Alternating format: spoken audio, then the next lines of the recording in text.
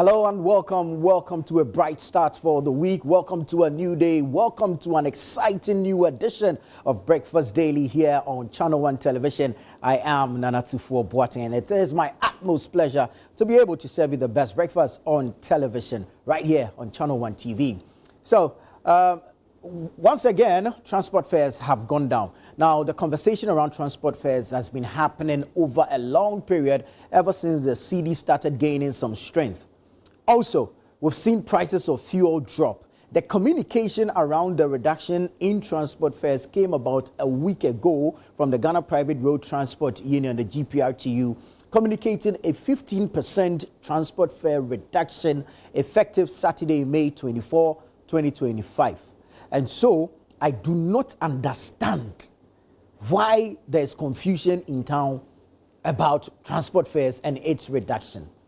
Anyone who is refusing to comply is doing that deliberately, and it's as simple as that. And that's the indiscipline that I keep talking about. Drivers and their attendants, the ones we popularly call the mates, those who call us by our change. So you give him money and it's left with your 1 CD, and then they refer to you as 1 CD, and they give you your money. Those guys, they are the ones causing the trouble. Because as early as 7 a.m. at some transport terminals across the capital, the new fares had been displayed. And so each driver that moves into a transport terminal knows how much they are charging or what the new fares are, and should reflect same in their operations. However, there was some confusion that met this new fares, the reduced fares. We've seen some confrontation between passengers and drivers and their mates in certain places. Quite widespread, if you ask me. And I'm thinking about it. But what is wrong with us as a people? When the thing is going up, we complain. And you, the driver's mates who does not want to, charge the new fares, the reduced fares, when you get down from that car and you're going home, would you not board another car? Would you not want the new fares to reflect in your own transportation going home? So why are we like this as a people? Why do we always want to cheat the system? Why do we always want to cheat our brother or our sister? It is not fair. And for this, I believe that the GPRTU, the ProTour, the JRTCC will all come together and ensure compliance. Because you see, for the longest time, you were complaining about the dollar as against the cedi. You were complaining about fuel prices going up. Now we are seeing reductions. You have been kind and generous enough to reduce your fares. But your officers on the ground, your drivers and your mates do not want to reflect same. And so what are the remedies in there for the passenger? What options does the passenger have? Please, GPRTU, be bold and crack the whip on these mates, okay? And then, of course, the local assemblies, if they can step in this matter, position men at the various bus terminals and, of course, the bus stops along the roads, and let's see how compliance will go. But this morning, good news, the 15% reduction in transport fares has taken effect. Came into effect on Saturday, May 24, 2025. Thank you, GPRTU. Thank you, Transport Ministry. Thank you to all stakeholders and to all Ghanaians out there. Let's contribute our best to build Mother Ghana. All righty. Now, the month of June is just around the corner. We've been talking to you about the Agri Fair since the beginning of this month. It's happening on the 20th to the 22nd of June, 2025. Now, if you are a farmer with fresh produce, if you are a livestock farmer with fresh meat, if you are an agri-input or agri-machinery person, if you are into poultry, okay, this is the biggest event for you, the biggest exhibition and sale for fresh farm produce, agri-inputs, livestock, poultry products. And it's the Agri Fair 2025 happening at the Ifua Sutherland Children's Park from the 20th to the 22nd of June 2025. All right, let's see you there. Come with your wallets loaded, come shop, come experience the various technologies being deployed, come witness some wonderful agri inputs and machinery, and together let's contribute to building or developing the agri value chain, and of course increase our exports to further strengthen our cedi. Okay, now there's a number to call, 0205 973 973. 0205 973 973. Call us, especially if you're looking to exhibit, if you're looking to participate. Call us now. Please call early. We're running out of slots and we're running out fast. So please call us now. Call us early. 0205 973 973. Call and register now to be part of this groundbreaking event that will assemble players along the agri value chain, innovators, agri input persons, farmers, livestock farmers, poultry farmers, just name it. We have all of them, and we're bringing all of them together at the Afua Sutherland Children's Park for 3 days of exhibition and sale. Okay, so from the 20th to the 22nd of June. We want to say thank you to the Ghana Exim Bank. We want to say thank you to Legacy Crop Improvement Center. And we want to say thank you to the Development Bank Ghana, DBG, for sponsoring us. The Agri Fair is brought to you by Channel 1 TV with support from 97.3 Citi FM. All right, now let's tell you about what is happening throughout the entire month of June. The Citi Business Festival throughout the entire month of June. So from day 1 to day 30, we're bringing you the Citi Business Festival. It is loaded, it is packed with enough juice to help you grow your business, upscale from one level to the other. And so we're going to have both on-air activities as well as outdoor events. There's going to be various sessions on air, both on 97.3 Citi FM and Channel 1 Television, as well as outdoor events, boot camps, workshops, seminars. You just be on the lookout for it. You might want to be a part of it if you're looking to grow that business from level 1 to level 10. If you're looking to scale up that business, if you're looking to maintain market dominance, if you're looking to compete on the international front, this is the month where you get all the information, the ways to strategize, the ways to market, the ways to expand. We're going to be bringing you all that. Leading industry experts are going to be talking to us on specific topics. Okay, industry giants, industry players are going to be teaching us a thing or two throughout the entire month of June. And so you just want to be a part of the Citi Business Festival. Look out for an on-air programming on 97.3 Citi FM, as well as Channel 1 TV, as well as outdoor events, which will come in the form of boot camps, seminars, workshops, and what have you. Let's say thank you to Absa Bank, always sponsoring us, always amazing having you guys on board. And then, of course, we want to say thank you to MTN Business. You guys have been awesome throughout.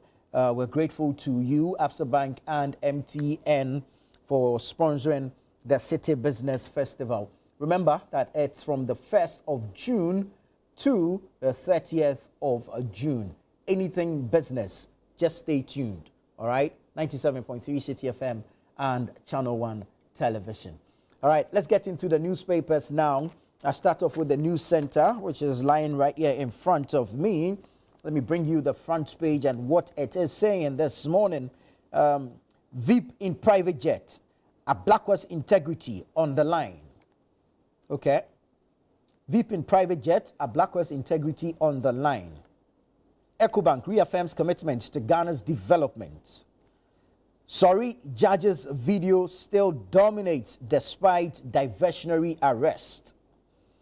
Sorry, that's Thaddeus Sorry. He's a lawyer. And the judge's video still dominates despite diversionary arrest. Then you have drivers, passengers clash, greet 15% fare cut. And this is what I was talking about earlier, that it makes no sense since the communique had come a week or so prior to the implementation. And so, I mean, everyone on the transport value chain is aware that a 15% reduction was scheduled to take effect from May 24, that's last Saturday. And so I do not understand why drivers and mates are clashing with commuters and passengers. I don't know. Anyways, let's move on. Cedi soars by 24.1% against dollar, British pound 16.2%, euro 14.1% in the year to May 21, 2025. Okay. Cedi soars by 24.1% against dollar, 16.2% against the British pound, 14.1% against the euro in the year to May 21, 2025. And then you have declare state of emergency over Galamsey. Catholic bishops to Mahama. Declare state of emergency over Galamsey. This is the Catholic bishops speaking to the President, John Dramani Mahama. And go on to the back page, a number of stories on there as well, mostly business related. But let's get into some more papers. What is the Chronicle saying this morning? Chronicle says, Osahene to government, we will hold your feet to the fire. Osahene to government, we will hold your feet to the fire. We know that Parliament is set to resume tomorrow. The Speaker having served notice under Order 58 of the Standing Orders of Parliament. And so officially the House is to reconvene after its recent recess. The minority have had a meeting prior to the resumption of the House. And this is a story coming from that meeting with the leader of the minority caucus, Alexander Penyomaki Osahene, speaking. And he is saying to government that we will hold your feet to the fire. Okay, let's move on. War against illegal mining. Sees excavator disappears from lawful custody. It is a question the Chronicle newspaper is asking this morning. That's in the war against illegal mining. Seized excavator disappears from lawful custody. Okay. Scripture for the day is from the book of 1 Timothy, the chapter number 6, the verse number 10. And it reads, For the love of money is the root of all kinds of evil. Some people, eager for money, have wandered from the faith and perceived themselves with many griefs. 1 Timothy chapter 6, verse 10. For the love of money is the root of all kinds of evil. Some people, eager for money, have wandered from the faith and perceived themselves with many griefs. That is the word of the Lord. Ghanaian Times, front page. I am grateful. VIP thanks Ghanaians for their prayers. I am grateful. VIP thanks Ghanaians for their prayers. AU Day observation. Let's seek justice for our continent. President Mahama rallies colleagues. AU Day observation. Let's seek justice for our continent. President Mahama rallies colleagues. Reduction in lorry fares. Trotro drivers not in full compliance. Disappointing, if you ask me. Reduction in lorry fares, trotro drivers not in full compliance. The GPRTU should be able to intervene in this matter. Support Ghana Traditional Council Task Force to enforce ban on noise making. Gamanche to IGP. Support Ghana Traditional Council Task Force to enforce ban on noise making. That's the Gamanche speaking to the IGP. And then some sports on the back page. Accra Lions relegation fears mount after Hearts defeat. Gold Stars, Kotoko drop points, Nations stretch lead. Black Satellites to camp ahead of Wafu Cup. That's the Ghanaian Times newspaper.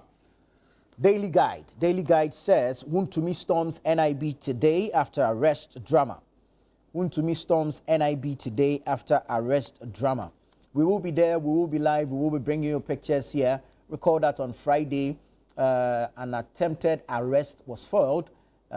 Security operatives were unable to arrest the Ashanti Regional Chairman of the New Patriotic Party, NPP, Bernard Nkwibwe-Siako, popularly known as Chairman Wuntumi. Today, through his lawyer, we have been told that he will be presenting himself to the police CID. Our comrades will be there. We'll bring you as much detail as we can from that scheduled meeting between Chairman Wuntumi and the Ghana Police CID. All right. NPP slams NIB over Adenta Kumi arrest. NPP slams NIB over Adenta Kumi arrest. Economic stability preceded Mahama.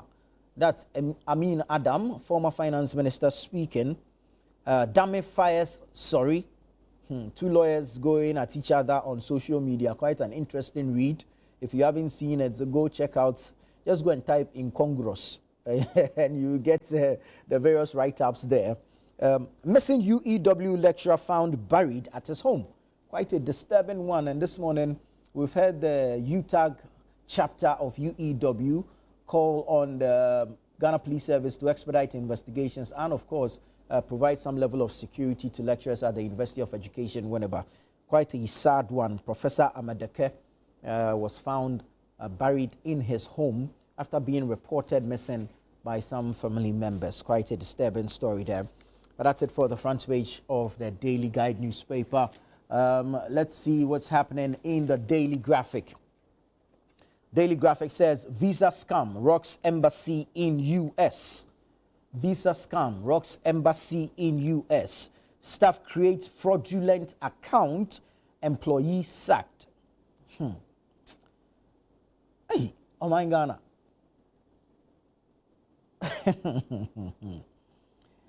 The Ghana embassy in the United States of America has been rocked with a visa scam. Apparently, some staff has created a fraudulent account and they are using it to do their own thing. Well, we understand one employee has been recalled. We'll be following up to see how it pans out, okay? On the matter of Galamsey, President Mahama highlights progress, challenges, solutions. Galamsey, President Mahama highlights progress, challenges, solutions. Business consumer confidence in economy surges, highest level in 7 years. BOG stays policy rate at 28%. That's the front page of the Daily Graphic, and then you have some sports on the back page as well. Let's see what the Herald newspaper has to say this morning. Larry Dogbe's The Herald says NPPs want to meet caught with suspicious 51 million Ghana cedis cocoa board cash. Hey. NPPs want to meet caught with suspicious 51 million Ghana cedis cocoa board cash. Ghana airports in cover-up after Kotoka safety expose turns dereliction to witch hunt. Ghana airports in cover-up after Kotoka safety expose turns dereliction to witch hunt. Thaddeus discredits Godfrey Dame in legal firestorm. Calls him incongruous, silly, crying baby. Go on social media, go to Facebook. You will find the exchanges there. Quite interesting. Ras Mubarak denounces foreign influence in Africa, praises Traore in AU Day lecture. Ras Mubarak denounces foreign influence in Africa, praises Traore in AU Day lecture. Architects Institute sound health alert on Wager Dam spillage. Architects Institute sound health alert on Wager Dam spillage. Let me bring you the Ghanaian publisher. The Ghanaian publisher says, I live in Sori's mind rent-free. Dame returns fire. I live in Sori's mind rent-free. Dame returns fire. Minority fired up for parliament resumption. Private jet vow haunts Ablakwa. Private jet vow haunts Ablakwa. NCCE, Ghana Health Service, step up child health awareness. That's the Ghanaian publisher. And so from the Ghanaian publisher, we go to the new publisher. New publisher says minority on fire firms up strategy for parliament. Minority on fire firms up strategy for parliament. Wager Dam spillage begins. Ghana Water Limited urges assembly to the silt estuary. Wager Dam spillage begins. Ghana Water Limited urges assembly to the silt estuary. Ophir Market turns pillar of rural economic growth. Ophir Market turns pillar of rural economic growth. NEIP CEO woos Ohio business gurus to Ghana. NEIP CEO woos Ohio gurus or business gurus to Ghana. Thaddeus is obsessed with me, says Godfrey Dame, calls for healing for him. Thaddeus is obsessed with me, says Godfrey Dame, calls for healing for him. BNFT, Business and Financial Times. BOG amends dynamic cash reserve ratio, maintains policy rate at 28%. BOG amends dynamic cash reserve ratio, maintains policy rate at 28%. Consumer business confidence hits 7-year high. Consumer business confidence hits 7-year high. Lack of harmonized standards disrupting intra-African trade. Business leaders speaking there. That lack of harmonized standards disrupting intra-African trade, and a host of other stories in the BNFT. Let's bring you some more business stories, this time from the Economy Times. Economy Times says lending rates decline despite BOG's tight monetary stance. Lending rates decline despite BOG's tight monetary stand. BOG to operationalize Islamic finance in Ghana soon. BOG to operationalize Islamic finance in Ghana soon. Ghana's economy showing strong growth prospects. Ghana's economy showing strong growth prospects.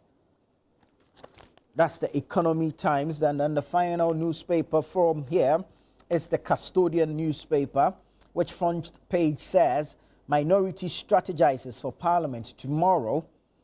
Minority strategizes for Parliament tomorrow. Thaddeus Sorry and Dami trade legal blows. Thaddeus Sorry and Dami trade legal blows.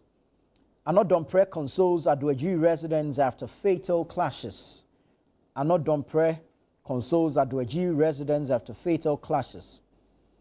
Principled Ablakwa under fire, asked to resign over private jet saga. NEIP CEO seeks investment partners in Ohio. That's the Custodian newspaper. I'm going to take you online, and I'll start off with the channel1news.com. Let's see what story they're leading with. Asafua's ILO petition on public sector dismissals unfair, illogical. That is Rashid Pelpo speaking there. Minister for Employment and Labour Relations, Rashid Pelpo, saying that Otafo MP Vincent Asafua's ILO petition on public sector dismissals is unfair and illogical. Parliament set to resume sitting on May 27. Parliament set to resume sitting on May 27. We need cross-party action in Galamsey fight, presiding Methodist Bishop. We need cross-party action in Galamsey fight. That's the presiding Methodist Bishop speaking. Chairman want to me to honor CID invitation today. Chairman want to me to honor CID invitation today. Let's reset our minds to improve sanitation. That's Bismarck Nyako. He's the Member of Parliament for Upper Manyakrobo. Bismarck Nyako, MP for Upper Manyakrobo, says, let's reset our minds to improve sanitation. Then you have neglect and theft disrupt traffic light system at Aoshi Pokwase stretch. And then once you stay on the website, channel1news.com, you get a host of other stories. Let me quickly take you to citinewsroom.com, citinewsroom.com, and bring you some stories from there. BOG to engage banks over reintroduced transfer charges after e-levy removal. BOG to engage banks over reintroduced transfer charges after e-levy removal. Brian Achampong ready to redeem NPP. This is Apia Kubi speaking there. Brian Achampong ready to redeem NPP. Apia Kubi speaking. Rotational nurses and midwives to strike on June 2. Rotational nurses and midwives to strike on June 2. Former KEDA employee petitions presidency SNET over alleged tax and pension fraud. Former KEDA employee petitions presidency and SNET over alleged tax and pension fraud. Chairman Wuntumi to appear before police CID today. Chairman Wuntumi to appear before police CID today. We're sorry. Hajj Task Force apologizes to stranded Ghanaian pilgrims. We are sorry. Hajj Task Force apologizes to stranded Ghanaian pilgrims. Mahama strong fundamentals driving city gains. That's Tete Nyako speaking there. Suspended CJ's probe shouldn't be public. Upper Manyakrobo MP warns. Suspended CJ's probe shouldn't be public. Upper Manyakrobo MP warns. Police enlist 140 for anti-drug watchdogs in Zongo communities. Police enlist 140 for anti-drug watchdogs in Zongo communities. We have these stories, several others on our website, citinewsroom.com, as well as channel1news.com. Go onto the website and you can read or have access to these stories and more. This is Breakfast Daily here on Channel 1 TV. Stay with us. We'll be right back.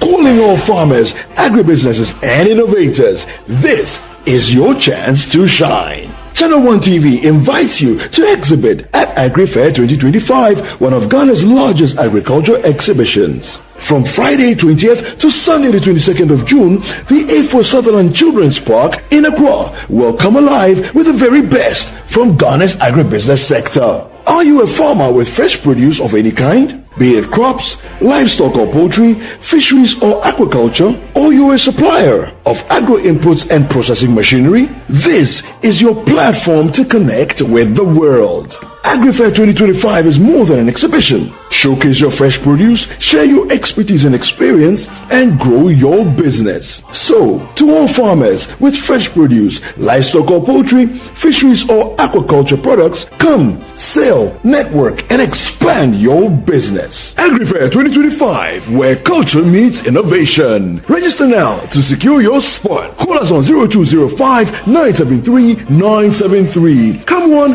come all. Enjoy the freshest farm produce at unbeatable prices. And treat yourself to sizzling kebabs made from beef, mutton, pork, chicken, and more. Great taste, great value. Don't miss out. The Agri Fair 2025 is powered by Channel 1 TV with support from 97.3 Citi FM and is proudly sponsored by Exim Bank, Legacy Crop Improvement Center, and Development Bank Ghana.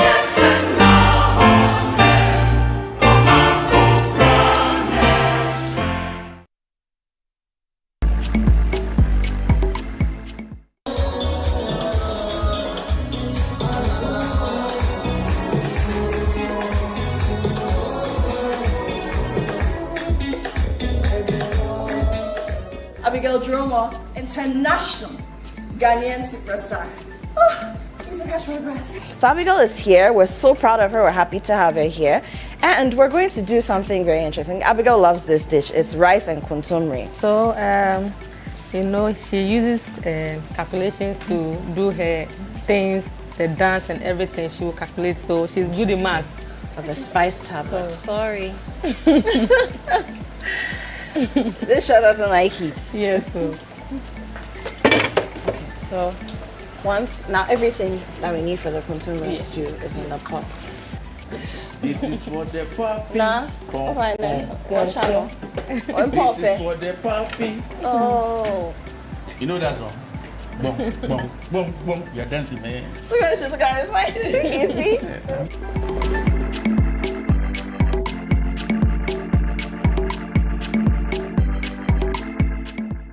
What's Cooking is brought to you by Tasty Tom and Kivo Pepper. Where politics meets power, where the tough questions are asked, welcome to Face to Face. Every Tuesday at 9 p.m., join Umaru Sanda Amadou as he takes you face to face with the key players shaping the future of our nation. I lost over $10 million at the trade fair. You had a fight with the management of trade fair? I don't have a fight with them. I just deplore the way they went about what they did. Let's talk about the chief prosecutor of the state at the time that you were being prosecuted, Godfrey Yeboah Dame, the Attorney General. Yes. I think he was directed to jail us. By who? By the system. Boku has been a failure for your government, though. Can't be a failure. You have not solved it. No, you are not praising them, the previous government for solving it, which was even a more difficult case. It's quite obvious that from these votes, the people felt that let's just let you go. So they were disappointed in us. You are essentially the worst government in the Fourth Republic. I don't know how you are doing that. Based on the indicators. Yes, based on the number of people who refuse to come and vote for you. If that is your analysis, then why not? No filter, no boundaries, just the truth behind the headlines. Deep, bold, and unflinching. Face to Face with Umaru Sanda Amadou airs on Tuesdays at 9 p.m. only on Channel 1 TV, where politics gets real.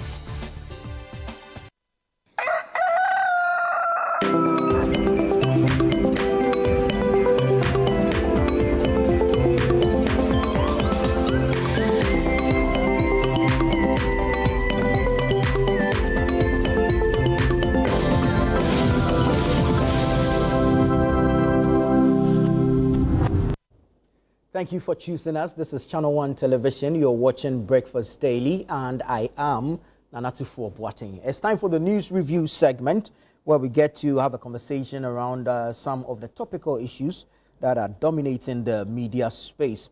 This morning, I have in studio the editor of the News Center newspaper and newscenter.com, Elvis Dako. Good morning, Elvis. Good morning. Good to have you. And we have the former Member of Parliament for Medina, Alhaji Amadou Sorogo. Alhaji. Yeah. Good morning. Good morning. Good afternoon. Good evening. Hey, Alhaji, afternoon. Oh, yes, I have to greet him all the time. The various times. Yeah, the various times that we haven't met. Okay, maybe somebody is watching another country Exactly. that is or outside. Somebody too may be watching somewhere. So, Australia Russia may be, people, I don't Australia know. maybe No, 11 hours. China, yeah. 10 hours, and I think you go international. Yes, please. Yes, please. So we're live on YouTube, we're on Facebook, we're on X. So You please see? join us, let us know your thoughts, your comments, and your contributions. Then, of course, the WhatsApp number is on your screens. And so text us, let us know what you think about the various conversations that we will be having. Alaj, you sit on the Hajj board, right?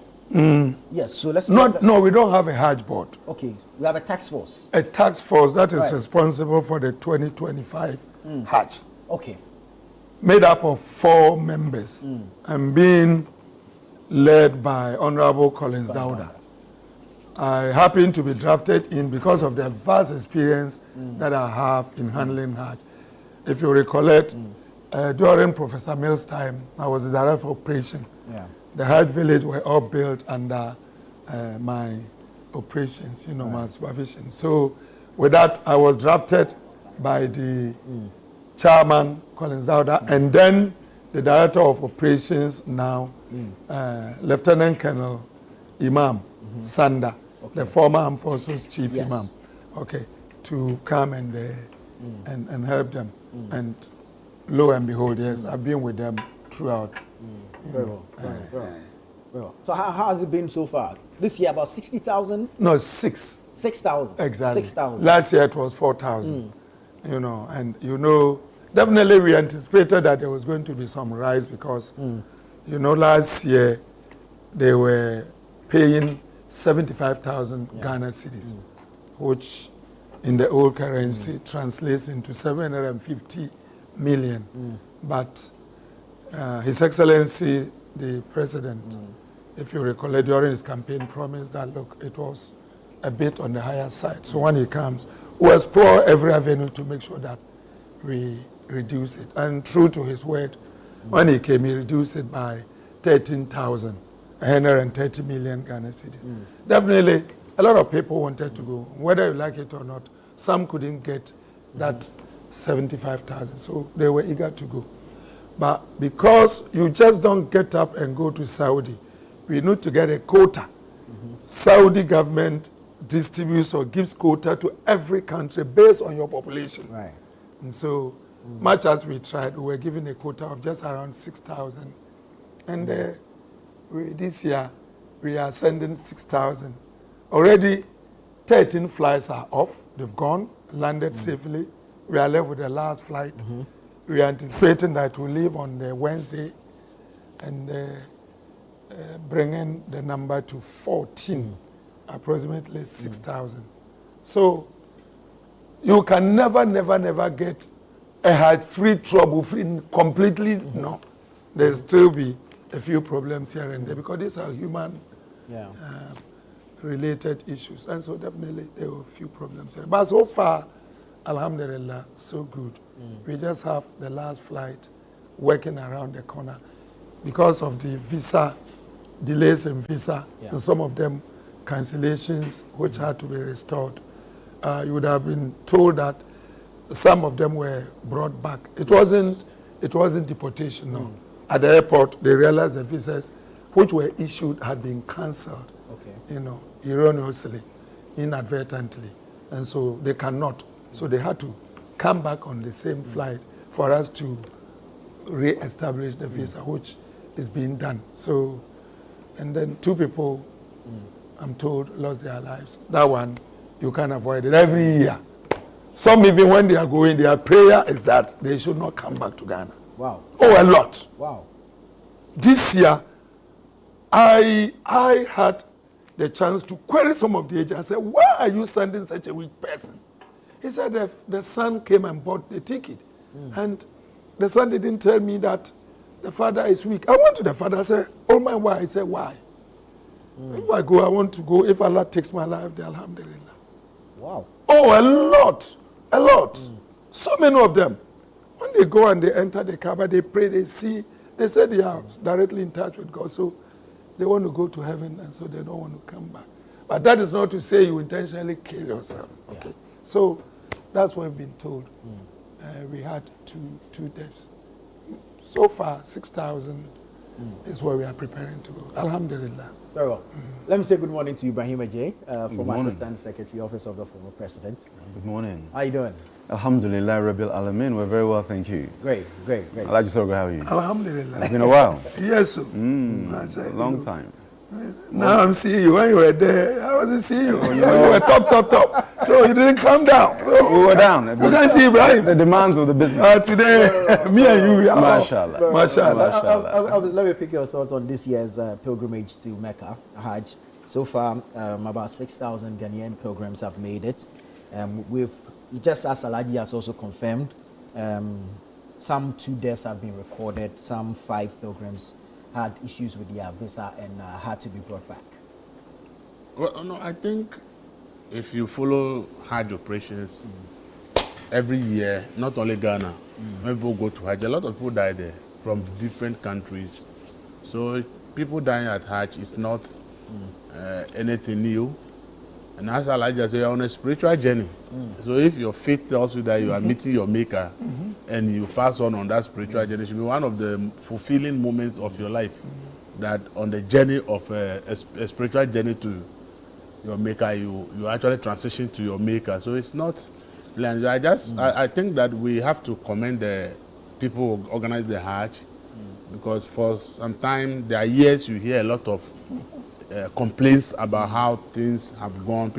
Sometimes people actually pay money to connection people, and their monies get swindled.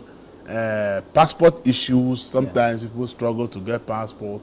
So I think that this year, so far, in terms of the organization, I've not heard any complaint from prospective pilgrims who wants to go about they facing challenges in their attempt to go, and I think that is really a good thing. I think it's not. This is not the first year. I think last year too we didn't hear much of any challenges, and I think that it's good that we'll be able to overcome challenges in sectors. It's good that we have established and we realize that we can do this Hajj with little or no complaints, and I think it's a good thing. That is how a nation progresses. So I hope that the return will also be smooth. And this year I've not heard whether flights are moving from Tamale. No. We 7 flights moved from Tamale. I was in Tamale throughout. 7 flights moved, and that one we have to give credit to everybody who contributed in getting the Tamale airport. Exactly, that's the point I want to make. Something that was started by Professor Mills and JDM. His Excellency came and completed it, and we are supposed to go into phase 2. Which definitely with time will be done. Instead of allowing these thousands to travel by land, it was a nice one, just like my brother is saying. Today, we went there, and because that one is a Hajj village, everything in order. It's even better than Accra, because that one it was purposefully built for Hajj. So those parts here, you do here, and so Alhamdulillah, 7 flights took off there. 7 flights are supposed to take off, 6 are gone. The last one will be leaving Accra on Wednesday. Alhamdulillah. Yeah, I mentioned it because you know those in the religion are predominantly up north, and we have had these issues. But Alhaji deliberately didn't say that Akufo-Addo also came to work on the airport to make it more modern. You know, he mentioned JDM and mentioned. I know you will say. No, you don't need to speak. You brought it up. Exactly. You give credit. You say you should give credit to all. But when you mentioned the president, you left out Akufo-Addo's role. But you like, hey, JDM and no. I think that development is continuous. And as a country, these are the things we should do. The realization that the people traveling all the way from north to here was a problem. A step was taken. Now we have a modern standard airport where flight leaves and goes. This is not the first year. I know that last year flights about 2 or 3 about 3 or 4 years down the line. Yeah. But because this year the communication is not mentioned, that's why I want to bring it to people's attention that all the people are not leaving Accra. That flights are moving from up north and going. And you see, it's one thing we need to look at how we can make the Tamale Airport more attractive to international airlines so that people don't necessarily need to travel all the way to Accra if you want to go to London and the rest. We have built Kumasi Airport, we have built Tamale Airport. We should look at how we can actually operationalize for them to all become fully commercial flights. That flights come from Tamale and lands in Accra. You can go to Tamale and pick passengers. Go to maybe Kumasi to pick passengers and go.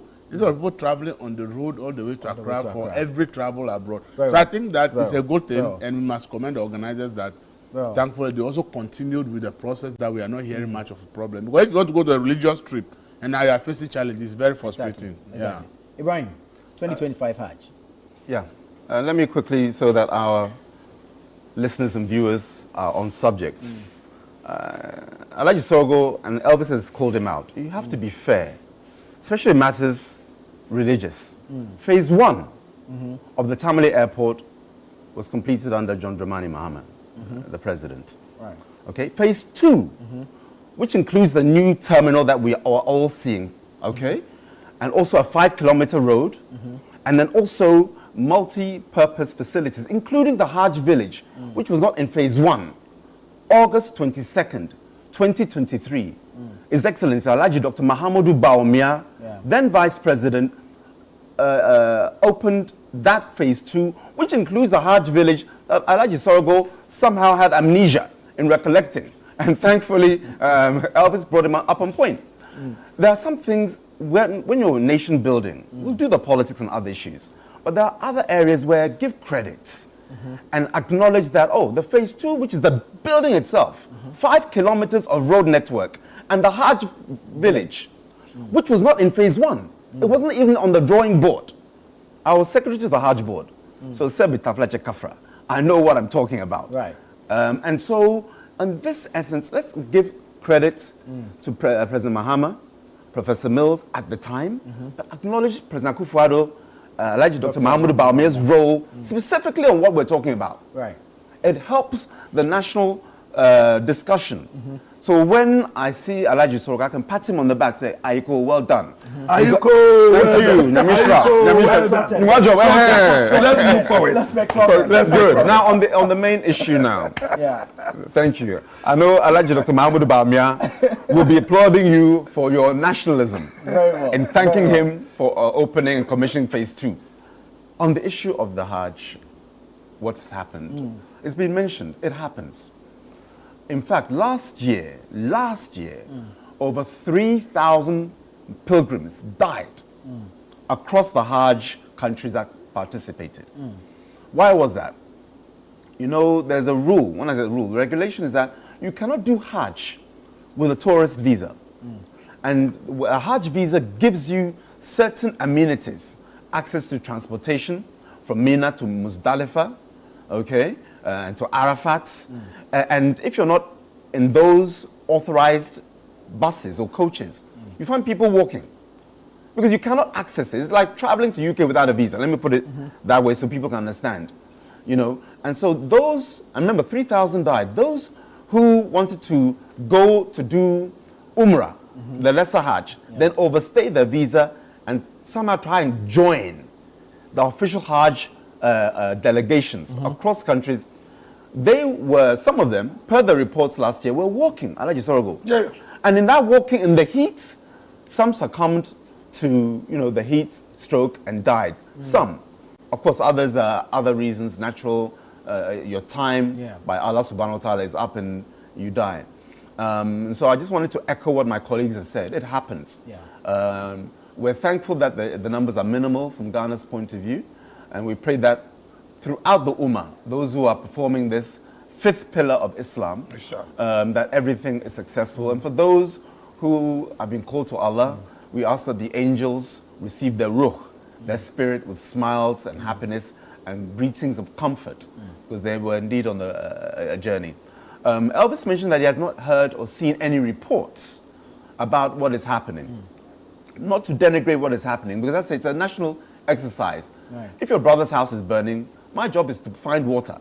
Not to say your house is burning and take joy in it. But I have to recognize that something has happened so that other authorities, other persons can better prepare for such eventualities. Online, you see some people posting about they've had substandard accommodation. It's not across board, but I'm just highlighting that there are incidences. They're sharing up to 50 people. It's online, on Facebook. Some 50 people are sharing one bathroom. I'm just... I know. Yeah. I know, I was going to, because I'm privy to all what the person who did that has now even gone back to apologize. Very good. But it's part of the... That's it. But so it's not true that thing is happening. So these are some of the things that we need to at least pay attention to, so that we can make corrections. And I think over the years, we've seen administration upon administration, a different level of service. Prior to the NP, and this one get political, but national. But hold on. You say we shouldn't be political. When I land, you'll understand what I'm coming. When I land, see how political it is or otherwise. Yeah, exactly. When the NDC came in 2008 or 9, they added value. Remember the time where we were at LWAC? We saw that thing. When the NDC came in, they did the Hajj village, and they improved matters. So that one, let me give credit. That's why I said, let me land first. When, again, this is for public consumption. Ask those who did the Hajj during their tenure. You're normally there about 3 to 4 weeks. They were fed. I'm talking the pilgrims. They were fed at Mina, and I think also Medina. But in Makkah, where you stayed longest, they weren't fed. When I say they weren't fed, you have to find your own way. Right. Good. When we came in, again, adding value to what the NDC had also done, we made sure that pilgrims were fed at Makkah, Medina, Arafat, Muzdalifah, and then of course at and within the I was going to say the Haram enclave, but that's where you stay in Mecca. You are fed breakfast, lunch, and dinner throughout the 4 weeks. Right. That's not to say the NDC didn't do anything. It's all about each administration, each Ghanaian adding value to what it found. And so it's important that Ghanaians are aware that in terms of adding value to the Hajj experience, everybody is adding value. During our tenure, not one luggage was lost. Because again, we learned from the NDC and made sure that you didn't come to the Hajj village until your flight was ready. Before people just come, your flight is in 2 weeks' time, but everyone is camping. So again, we added value. You received a SMS, a short message service, a text, to say your flight is due. As a reminder, please come to Hajj. These are some of the things that we did. Made sure that accommodation too were right next to Haram. Haram is where you pray. I'm talking Medina. Right. Literally a 2-minute walk. In times gone by, you have to take a car to get to Medina, the Prophet's Mosque, sallallahu alaihi wasallam. So I'm just saying that each of us, NDC time, MPP time, we're adding value. And where we see deficiencies, we should work together. And so, my brother, I've seen this. This is what we did. How can I contribute to making a solution? So I echo to the pilgrims. We pray, because Eid al-Adha is now coming, by next week or so, am I right? Yeah, I think on the 7th, 6 and or we 7th. pray that the prayer of all the Ummah is the Muslim community, will be well received by Allah subhanahu wa ta'ala, and that the niyyah, the intention that they have for this world, not just for Muslims, will manifest in a way that we will benefit, Muslim and non-Muslim, because your prayer should be global and not just personal. Very well. Very well. You know, I know. You get a final take on this because yeah, you are on the yeah, task we'll force. go at this, Yeah. but you see, this is topical. It's something which is currently happening, and it happens once. Okay, so just like I want to pat him at the back. I'm not taking anything away from the MPP in terms of adding to what we started. Yeah. Okay. No. For example, this year, you know, there was a debt of $4 million which was left. Okay, that was a big blow, and so His Excellency the President had to do everything to make sure that even if you can't clear the debt, you pay half, so it can open the way for us to. Number two, because of the shortness of the time, you know, the NDC came, His Excellency was sworn in on the 7th of January. Okay, just February, we had to go for the first Hajj conference in Mecca. And yeah, there was no need to change. The IT personnel who were there, we still maintain them. We maintain a lot of the MPP chaps there because we thought that work it must be continuity, especially when you're doing religious work. And so yes, we complement each other. We do everything. And that is the reason why for somebody to reduce a fare from 75,000 to 62, you know it's a big chunk. And you recollect that even those times when he was making that promise, some of your colleagues, not you, were saying that source will be reduced. So all reducing anyway. He can't even reduce even one CD. Okay, this was being touted by some of those who didn't know. But okay, so definitely when he came, I reduced it by 13,000, which can now that the dollar has even hit just 11, you are having $2,000. Yeah, in your pocket. And been to Mecca. Yeah. You have, in terms of food, I mean, if you have $400, $500, you can do your Hajj and come back. But you're feeding them. I know there's a contract with alcohol. Yes, we are feeding them. We are feeding. Initially, there was nothing like feeding, completely nothing. Right. Once Hajj started, we had our women with the foodstuffs. They will go there, they will cook. We go and eat because the other food was not something that one can talk of. Right. Okay, Ghanaians were not interested in the food. But now we've made it in such a way that they have now embodied the Ghanaian dish into their menu. So the Ghanaians are there and now helping them. They've teamed up and it is working very well. So in terms of religion, it's complementary. Okay, I expected Dr. Bawumia to do more because he's a Muslim. I expected him to do more. He's done. You land. Oh no, land. Oh, this one. You're in the air. So let's go together and say that we are all working together to make sure that, I mean, Hajj comes and goes. Nobody even hears that there is Hajj. Very quickly, Nana Tufo. I want to thank Alaji Sorogo. Under a minute. Under a minute. 2017 when we came, the previous Hajj administration under NDC, under Alaji Tanko, they left 423 pilgrims who had paid and were left in Ghana. 423, they paid the money and they were left in Ghana. When Alaji Dr. Mahamudu, Vice President, came, together with President Akufo-Addo, we took them without paying a single penny, because you paid a different administration. All the 423 pilgrims that the NDC had left, we carried them free. So when you say Dr. Mahamudu Bawumia should do more, I beg to differ. Very well. I'm coming. Let's not politicize it. I won't, Let's but move on. I have to address it. There is always the word more. Sure. Exactly. I'm saying that. In addition, the value Exactly. And I'm saying that, in terms of more, he added a lot more. There's more. He added a lot more. So when you say that, it's important that we cure any quote-unquote mischief. Very well. The debt you left, very well. 2017, they left the debt to, I'm the secretary to the Hajj board then. So I'm giving you facts and figures. They left the debt of $7.2 million. It's true. We left the debt of how much? Is it 5 million? So has that not been progress? Yeah. You get to me. So let's understand let's move on. these issues and the facts that happen. Well, let's pray that they go and come back safely. Inshallah, me myself, maybe. On Friday, two major raids. Gentlemen, please. We're moving on now. Issues of national security. And their activities over the period. On Friday, there were two raids. One in Adenta, one in Kumasi. One to pick up Adenta Kumi, successful. He was picked up. But in Kumasi, we understand the attempt. It failed because Wuntumi wasn't available. But we're looking at the persons in question.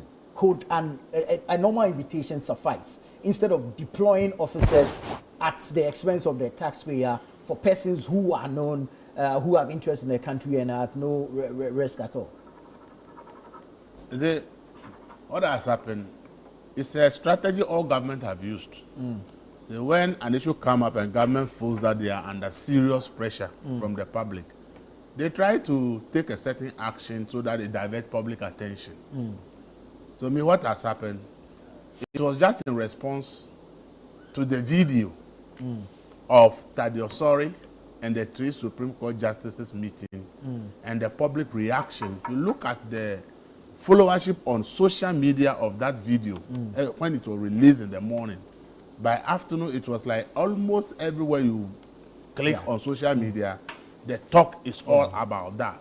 And I, in my own view, think that the government felt the pressure and they just wanted to divert attention, and that is why they did what they did. Because Adenta could arrest him for what?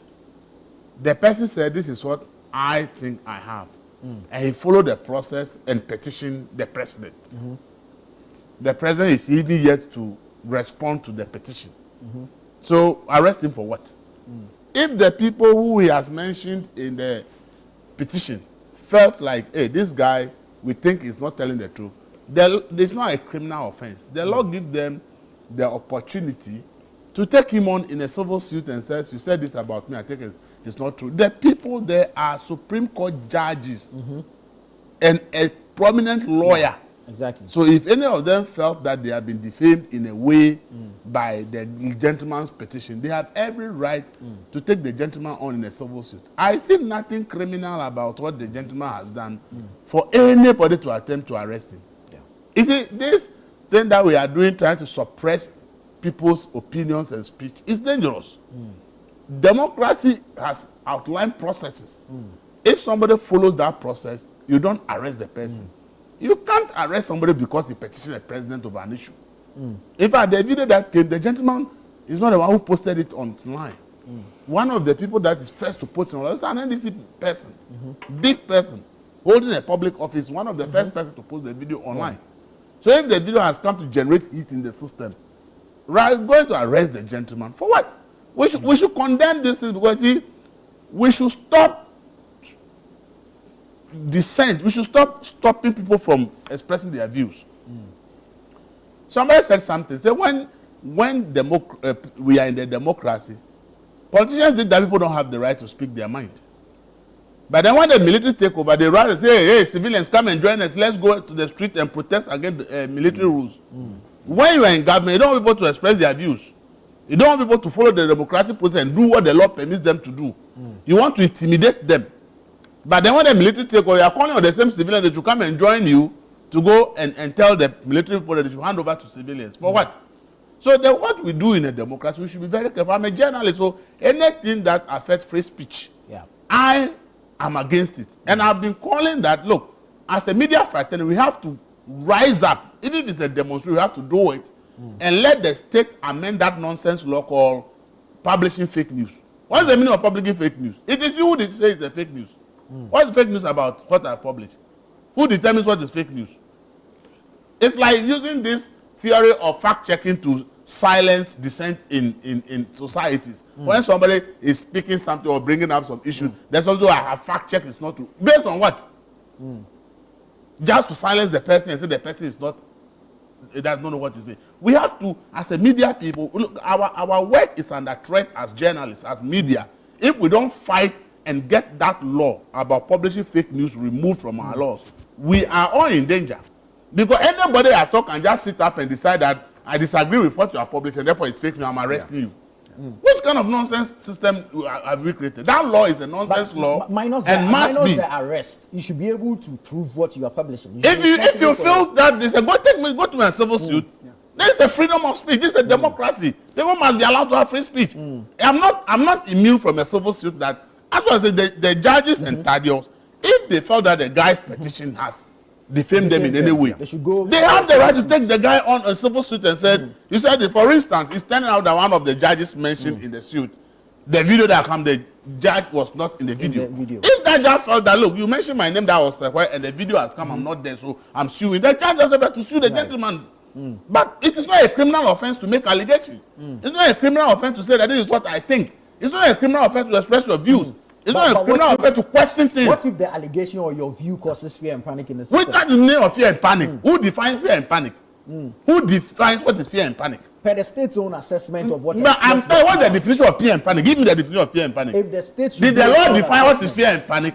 Did the law that you are using that fear and panic? Did it define what fear and panic is? No, it did not. What is law fear and panic to? It's not fear and panic to me. So whose judgment of what constitutes fear and panic are we going to use? So for you, this law should be abolished. This is a very bad law, and I've always been saying it. Causing fear and panic, this publishing fake news. There are two laws. We must remove those things from our laws because see, under no circumstances anybody should try and pass any law. And then now the communication minister is talking about they even want to bring more laws. No journalist, this country, look, if our democracy will grow to become a better country, people must be allowed to speak their mind. People should be allowed to question things. People are allowed to propound theories they think are possible. People should be allowed to say whatever they want to say. Because that is how society grows.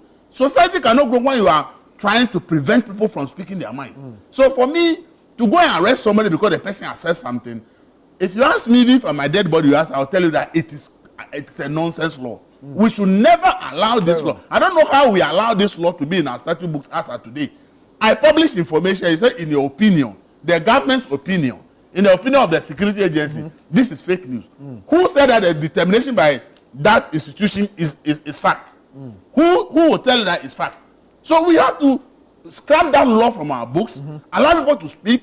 If people feel that somebody's statement, publication or anything has affected my reputation, go to the court, go through civil suit.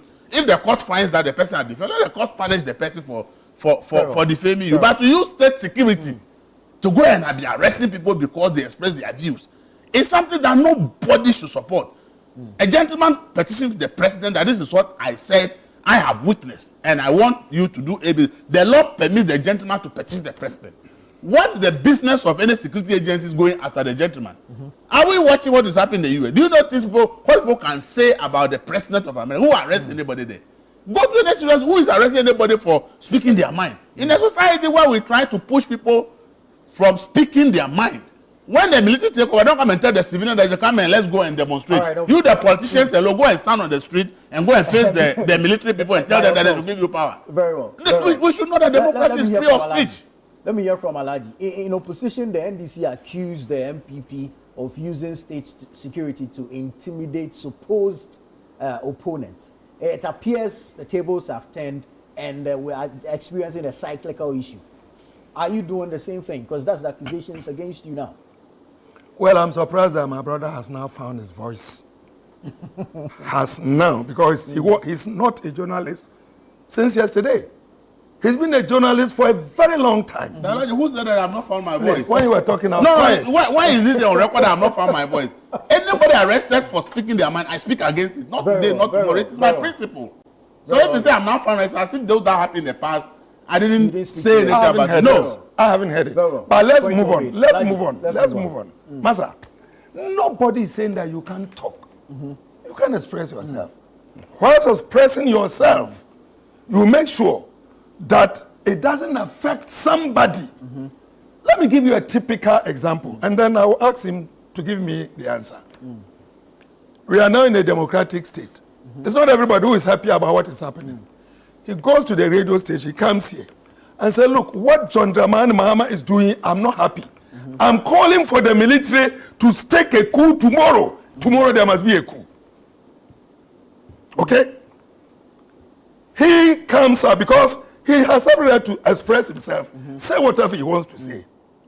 So he comes here because he's not happy. He calls on, he uses your platform here to say, look, I'm not happy about what is happening in Ghana. Why?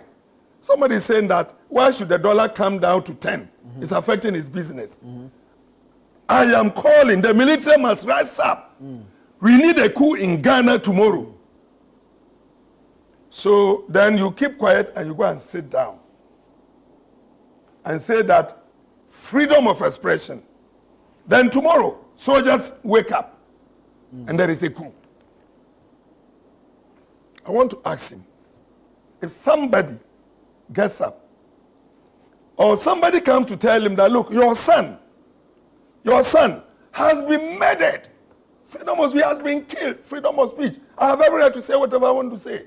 He gets up. He's so much annoyed. Or his sons or his friends go and attack the one who came telling him that, and they murder the next person. It's not criminal because he's saying that so long as freedom of speech must never be criminal. They shouldn't see any criminality in it.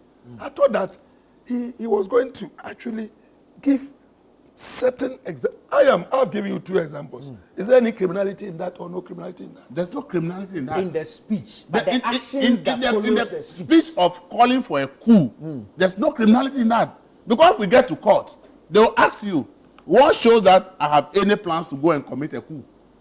The point is calling for people to come and make a coup. That's why I'm conducting a coup. The state must be able to prove that I've taken steps to be able to say I want to conduct a coup. So if I make a call for a coup, it's a statement I've made. It is not criminal. The state apparatus has several investigative institutions. If they want to put surveillance on me to find out whether I am collaborating with some people to conduct a coup, if they are free to do it, but they can't arrest me for saying that. Wow. So the state apparatus cannot invite you. No, you can't. It's not. Is that your law? That is free speech. That's free speech. Right. Elvis. Please, Elvis. I think that you've made a point. You've made your point. I'm just coming from a practical point of view. I talk a lot. I'm always on air. In whatever I say, I am mindful of whatever I say. Because I know where my freedom begins, another freedom starts. And where mine ends, another one starts. So I must be measured in whatever that I say. Then there is the security aspect. Why did Kandapa come to say that even in court, the unanimous is posing a security problem? And that if the court, the judges keep on giving any government issue that goes there, he gets it, and then the other one loses, and that it poses a security threat. Where does it pose a security threat? Based on the perception. Exactly. So if you get up and you say that because I'm not happy, there should be a coup. Okay? I don't have the right to call you and find a place. What have I done that you are not happy with? To the point that you are calling for a coup. So that we can know, because nobody wants a coup. I see, in this case, it's not just an invitation. You are raiding homes. No, which one? No, for Wuntumi. Please, did you read well? He was invited and he refused. Wuntumi was invited and he refused. Mind you, I am not here to preach retaliation. What of Adenta Kumi? I don't have full facts on that. But when he went, and then I'm told the minority leader and others went, and after Giorgio, they released him. We're told that his wife miscarried. Damage has been caused. Oh, but please, you are told. You see, some of these things, and that is exactly freedom of speech. Confirmed. Yeah, freedom of speech. What shows that is the reason why she had miscarriage. You see, what shows that the miscarriage she was going to have it. And I just coincided. We're looking for reasons and explanations. Then it gives impetus to what Elvis is saying. No. And there should be freedom of speech. No. Okay, so supposing, and now you've even brought a very good example. Just because somebody is saying that, look, your husband, you will see what I'll do to your husband. The woman is pregnant. Your husband, I'm going to take him. He will do this for saying 1, 2, 3. And the woman miscarriages. Just like you are saying. Is that a complaint? Is it a criminal? Then what is the offense there? Just the same, through freedom of speech. The person is expressing freedom of speech. He's not a prosecutor for the miscarriage, but he'll be prosecuted for threat. Elvis, when you were talking, I was quiet. There were certain things that you were saying, I wasn't in agreement, but I kept quiet. Very well. Because I think that all what we are saying, let the viewers and the listeners, they will judge. Me, I am never in favor of so many armed men going for one person. It's not necessary. To me, it's not. Because the state is powerful than an individual. Exactly. There are so many avenues by which you can get the person, call the person. If the person doesn't come, you can even go to court. Of course, I'm happy that all the searches that they did, they went with warrant. Which means that it wasn't something illegal. Maybe it is the mode That I'm talking about, but not the actual deed itself. Maybe the way somebody, maybe so many people to attract this and this, and it's not necessary. You are going with a warrant. You can even invite it. You can let the court set a warrant. There are so many ways. But as for you saying that you can say whatever you want, the freedom of speech, freedom of speech can bring coup. It is the mouth that brings the coup. Thank you, Alaji. Ibrahim, let me come to you on this matter of and until the law, I'm coming, just 1 second, Ibrahim. Until the law that is talking about is either expunged or amended, it is still the law. It is still the law. Very well. Very well. Ibrahim. Thank you. Now, there's some viewers right now on Channel 1 wondering what happened in 2001 because we had the repeal of the criminal libel law. So some people say, hold on, did we not remove this ability of government or the president to suppress voices? And the answer is yes and no. We removed certain sections of it, but there were surviving laws. Okay, the repeal of the criminal libel law made sure that a government or administration could not suffocate press freedom, number one. Because you've written, libel means to write something. Slander means to say something. It means that by writing something in the newspaper, they could shut down the newspaper. Okay? And you could also be imprisoned, incarcerated, under the provisions of the criminal libel law. Yeah. So people saying, okay, under MPP, because 2001, President Kufuor was in power then, we repealed it. First thing we did. And having repealed it, what did it do? It led to expansion of press freedom. You know, Ghana as a democracy was better anchored. That we didn't say we're democratic, we acted as democratic. But what happened? Section 209 of the Criminal Offences Act remained. Okay? Now, what that act does, this is from 1960, but it was first written in 1893, British colonial times. But in 1960, it was again enshrined within our constitution. The Criminal Offences Act 1960, Section 209. What did it say? If you said something in rumor or spread something falsehood, okay, which was found not to be true, it was a misdemeanor. A misdemeanor. It's that gray area where it's not really a crime, but it's like slap on the wrist. Don't do it again.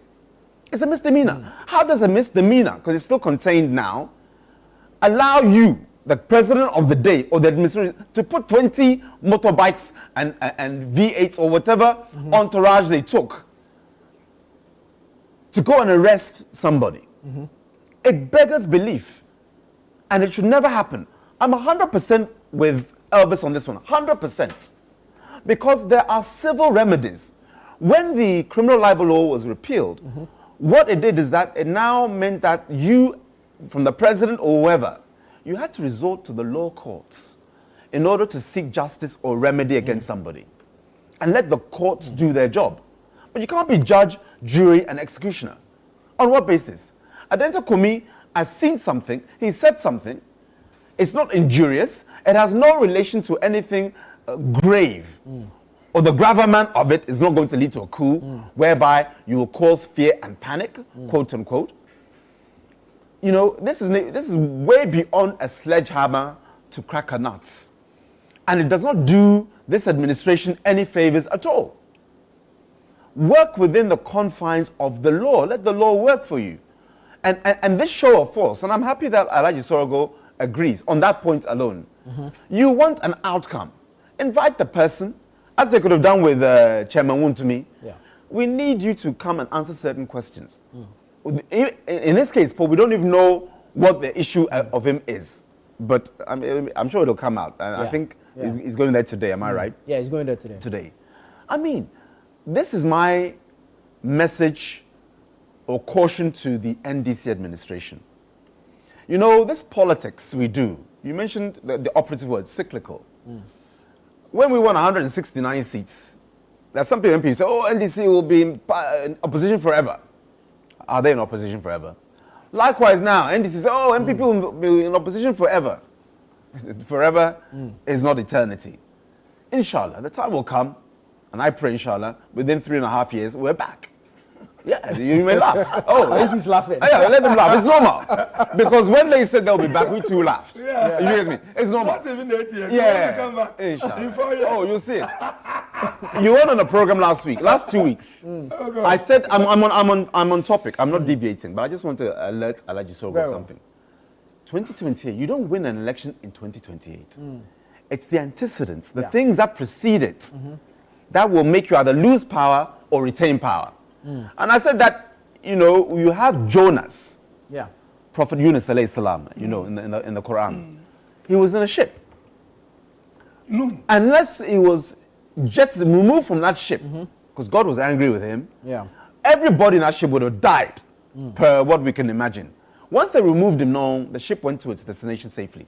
There are certain Jonas in this NDC administration who are being covered no matter what. And I say, Alhamdulillah, hallelujah, all praise be to God. Why? Because these are the deposits of their defeats. Because you should take action and you're not. You're making excuses. And certain people who have done things totally against the interests of Ghana. I said I'm a topic. I'm coming. Because you, so we go now. Can't worry. He's looking into the perception what is happening.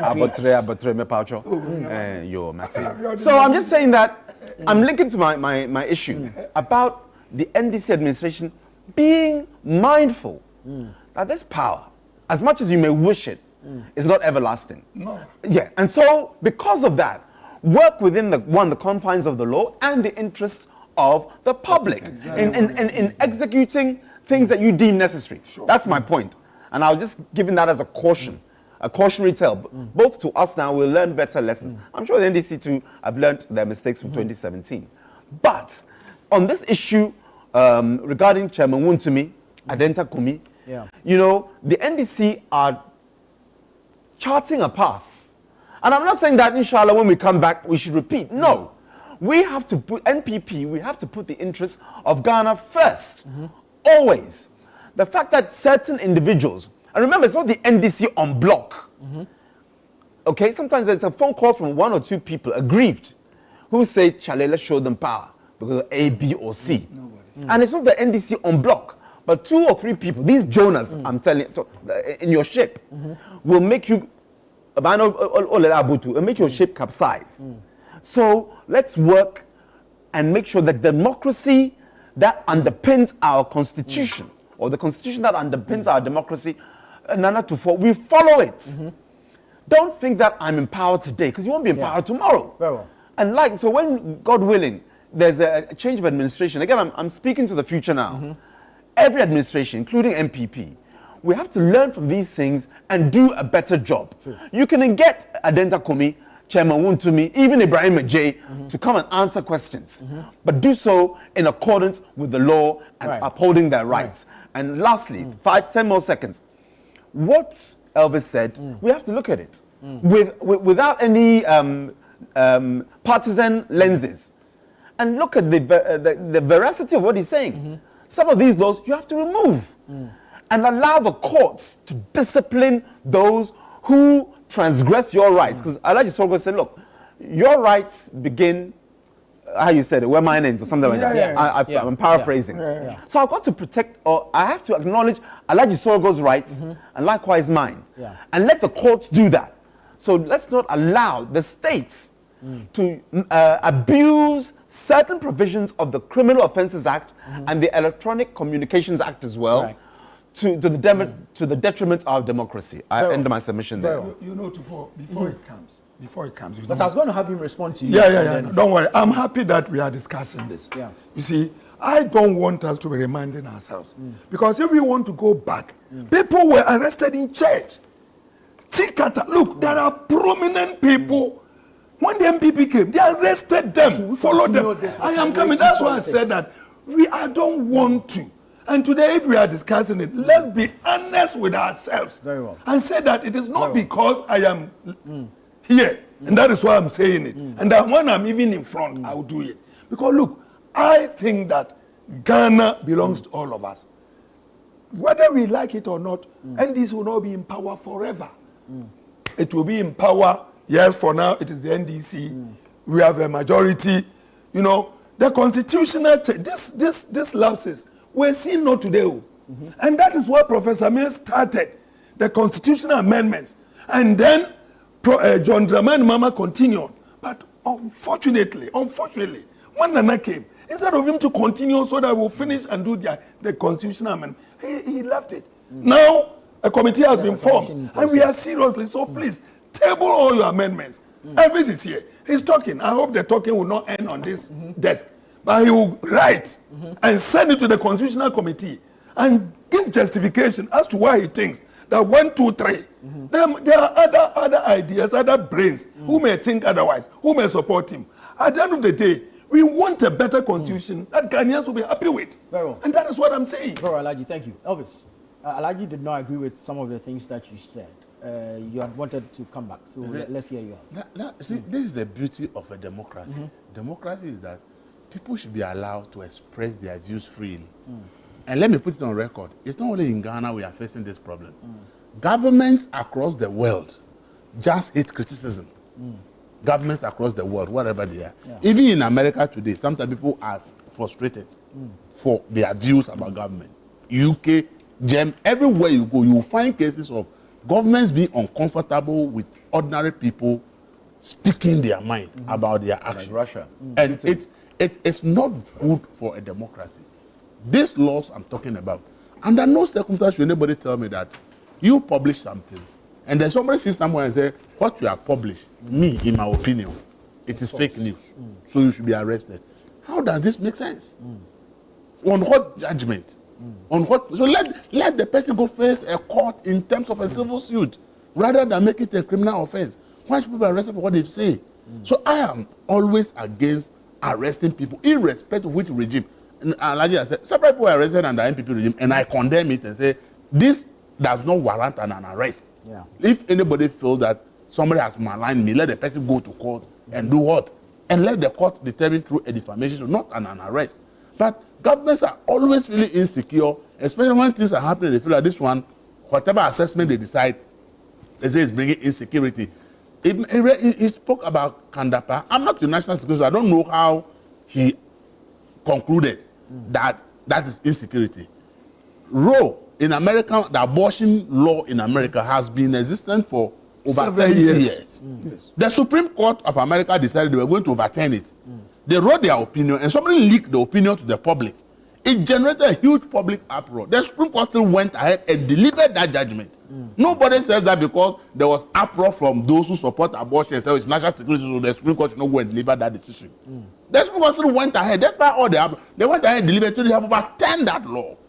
So how sometimes people determine that it's a national, probably if it's in Ghana also because there's public uproar, there were demonstrations. People say it's a national security, so the Supreme Court should not go and determine that decision. So sometimes when people use court decision and say, Kandapa, so that's why I'm not with national. I don't know how Kandapa came and his people came about that sentiment that because some cases are being won by the government in court, it constitutes national security. I don't know. But I can tell you that in other countries, court decisions have attracted controversies, just like in Ghana. But it never described as a cause for national security. The courts still are allowed to deliver their judgment the way they feel that it should be. Today, the law in America has been overturned in terms of abortion. Irrespective of the fact that even the opinion was leaked about 2 or 3 months ahead of the delivery of the judgment, the court still went ahead. Despite protests from the Democrats and all the people who support abortion, the court still went and delivered that judgment and said they believe that law is a wrong law and that they have overturned it. And it's now the new law in America. So I don't know how somebody agrees that comes to a court decision is something that they think that is national. See, most of the times when governments feel the heat, then they hide behind national security. When they are feeling heat, then they hide and say this thing is a security issue, and then they push it to national security. Go and arrest somebody. Go and take this action under the guise of national security. A lot of things that are hidden under national security have nothing to do with national security. And not only in Ghana, even in advanced countries, people are targeted. America said they are the masters of free speech. Why were they looking to arrest Julian Assange when he leaks documents about America? Why were they looking to arrest Edward Snowden if they are really a country of free? So I understand that national security are but I'm saying that as our democracy is growing, as our Alhaji has said, some of this have happened in the past. But we all agree that it's not the way it should go. So if we are 33 years in our democracy today, then we should be referring that because it happened to Chachishikata. It means that when it happens today, it should be justified. What happened to Chachikata and the rest, going to arrest people in church and the rest? At the time, there were voices that said, no, this thing is wrong. Send an invitation to the person and says, we are inviting you for this thing. Come, you interview the person, you have your information. If you want to go to court, criminal case, go to court and let the court determine whether the person is guilty or not. This ramble, rushing people's houses and the rest, it has no part in a democracy. And whether it has happened in the past or not, it doesn't justify what is happening today. We condemn it in the past, we must condemn it today. We shouldn't say, when it happens to this person, they will condemn it. No, we should not be doing that. We should condemn it across the board. No, I'm not doing just. I'm saying that you cited it, and I'm saying that the fact that it happened in the past and it's happening today, even tell us that we are backward. Because what has happened in the past and we condemn and it's not right, should not be happening today. So if similar things are happening, it means that we are not moving forward in the journey, and which should be a worry to all of us. Thank you. Thank you. I'll come to you for a final round on this, but I need to take a break. This is Breakfast Daily. Stay with us. When we come back, we'll wrap up the conversation regarding national security operations, and then we'll move on to something else. We'll be right back.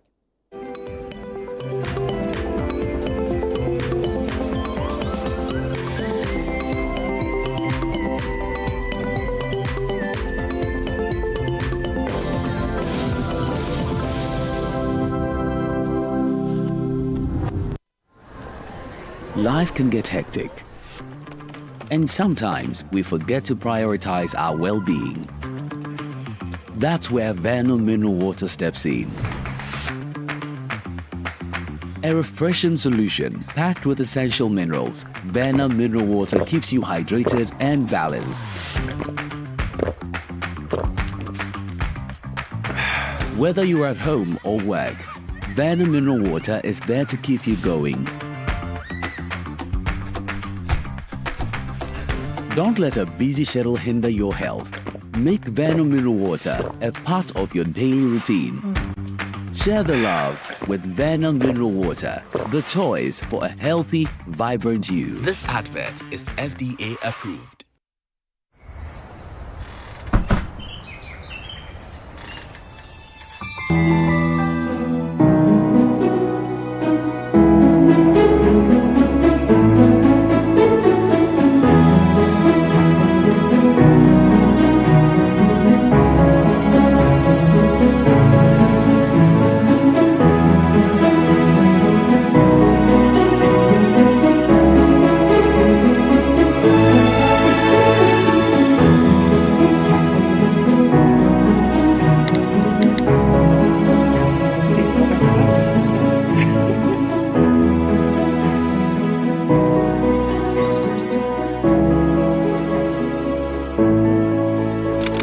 Bold patterns, bolder women, celebrating the gift of womanhood.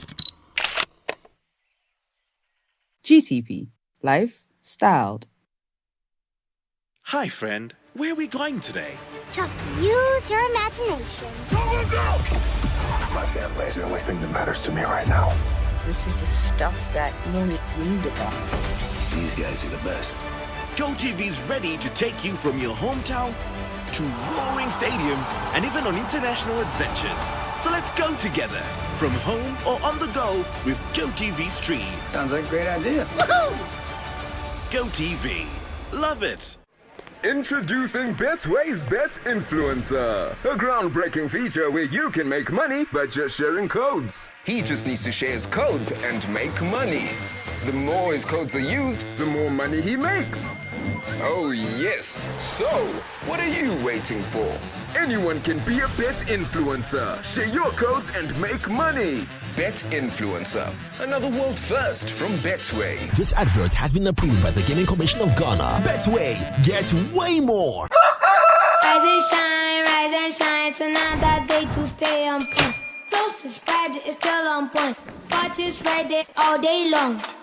Still on point, yes, it's still on point. It's still on point. Watch is red, it's still on point. For your bread, it's creamy. For your toast, it's still on point. It's yummy, delicious. It's still on point. Still on point, yes, it's still on point. It's still on point. Still on point, yes, it's still on point. It's still on point. For your toast, it's still on point. It's still on point. Watch is red. Tune spread, delicious, creamy, and always on point. This advert is FDA approved.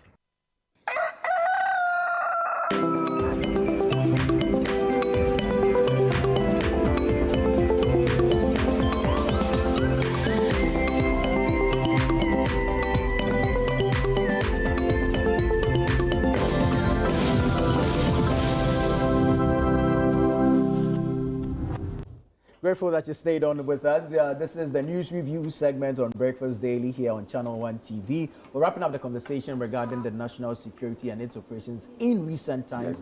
And then, Ibrahim, you have the final take on this, and then we can move to CD issues and transport fares. So wrap up on the national security. On the national security issue, I want to go quickly back to the video and for our legal luminaries to tell us what I'm about to say. Normally, there is an ethics whereby judges, never mind Supreme Court judges, make sure that they are quarantined from other personalities where they have an interest. Am I right, Elvis? Yeah. Normally, that's why they say when you become a judge, your life is a lonely one. You can't talk to nobody. You can't meet with nobody. If you're playing football or playing golf, whatever it is. So in that system, in that environment, how do the judges then meet? Okay, Yoni Kulendi and co. I mean, it warrants the Adenta Kumi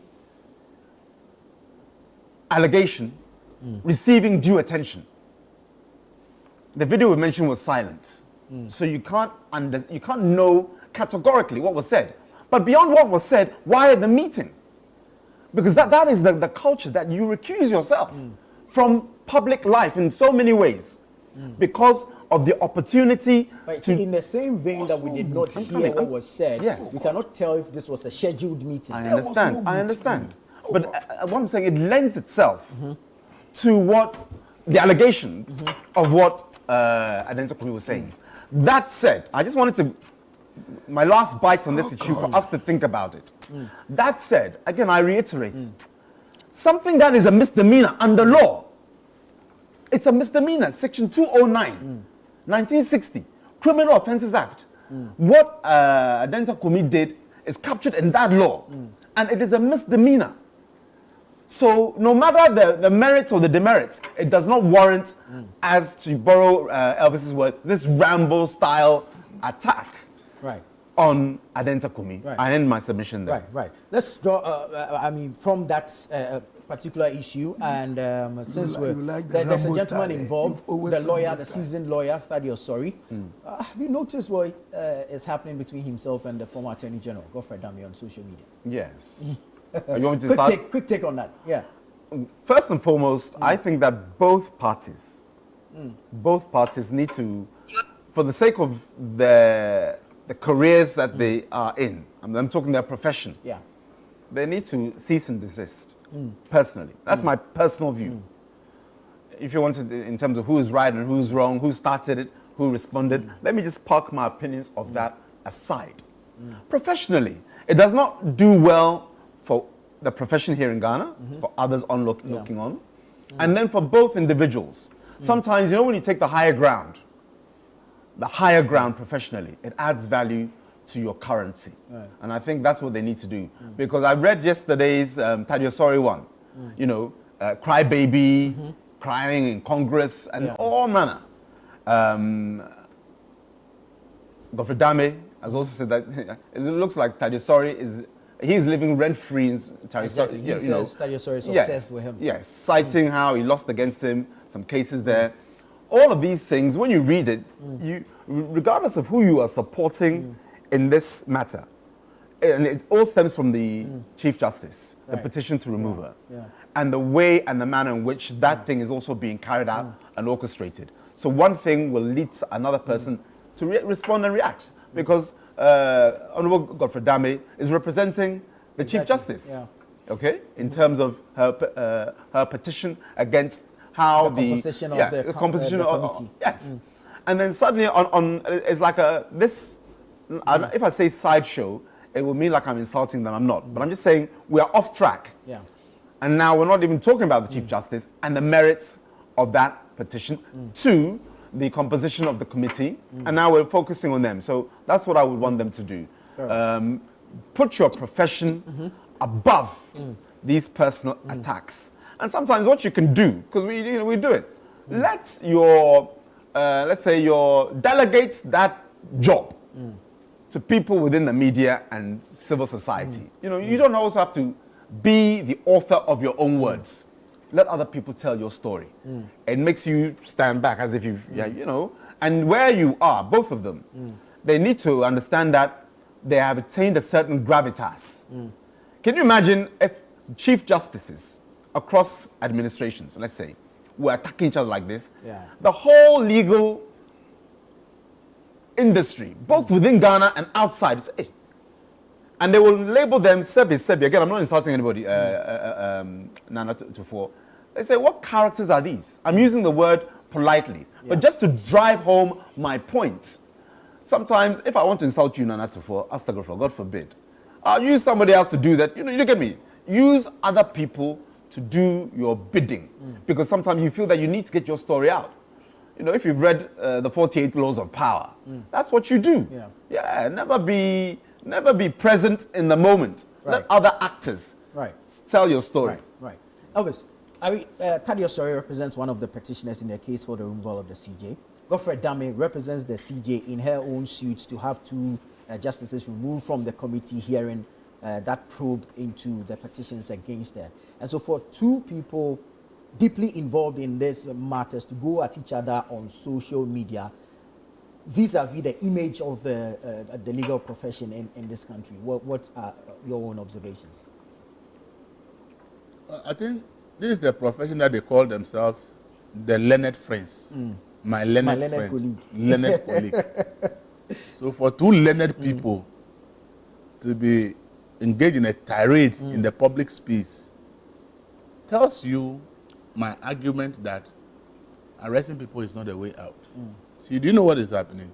If you read Dammy's write-up, clearly it's not about the Chief Justice. It's like there is a grudge between the two of them over cases that they fought over in court some years back, which Dammy won against Sorry.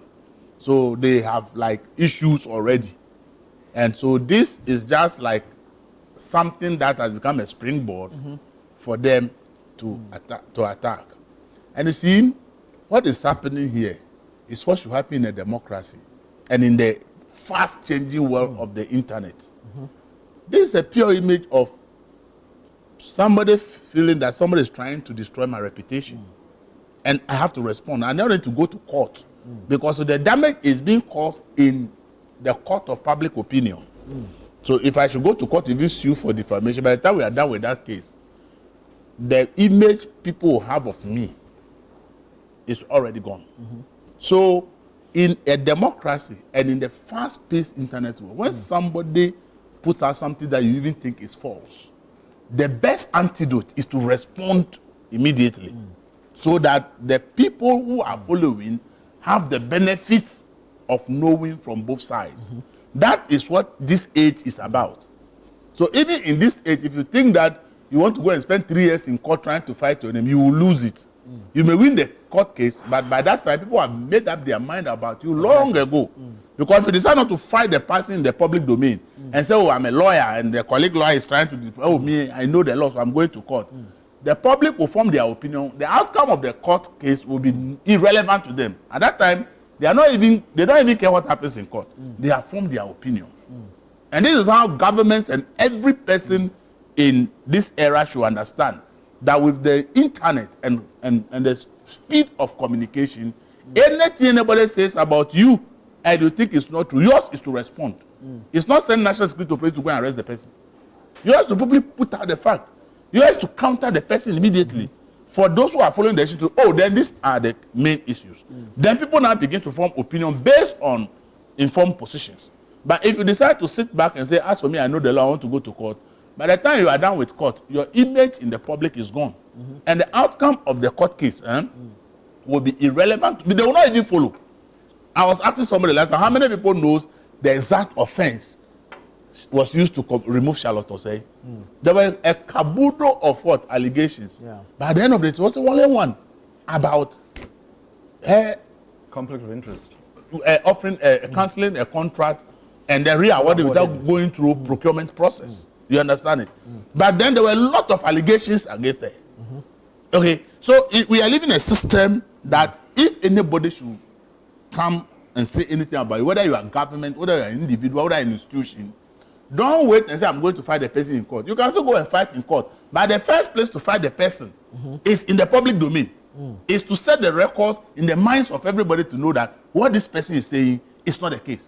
So you see, Dami felt that Thaddeus is attacking him. He came out blaring, setting the records, telling his record in government that all the things you have said, this is my record in government. You to what's your record? You understand it? This is how the public is going to judge. So now we have what Dami has said, we have what Thaddeus said. Now when we are making opinion, we are making opinion based on the two. But if somebody puts something about this, so for me, I'm going to court, the public will form opinion, condemn you, damage your reputation. By the time the court ruling comes and says what the person has said about you, is that the public has moved on long ago. And you'll be surprised that even with the court ruling, 10 years, 20 years time, people will still refer to what is not true, that is who you are, because that's what somebody has said about you. Right. So there are so many people who we have even dragged around. They have gone to court and won, but nobody even knew that they had gone to court and won. Because we already dragged them in the public space. They decided that they won't respond and that they will go to court. They've gone to court to win, but nobody is interested in the outcome of the court case. So I think that what has happened, though they are learned people, I believe that what has happened should tell every Ghanaian that even if the learned fraternity, lawyers who knows best, who can go to court and do their case, found it necessary that they will not sit down for anybody to actually destroy their reputation, and that they will respond in the same space, so that those following will get to know their side of the issue. That is how the government must act. That's how an organization must. That's what every one of us must act and know that this time is not a time where if the paper has not come out, you don't have news.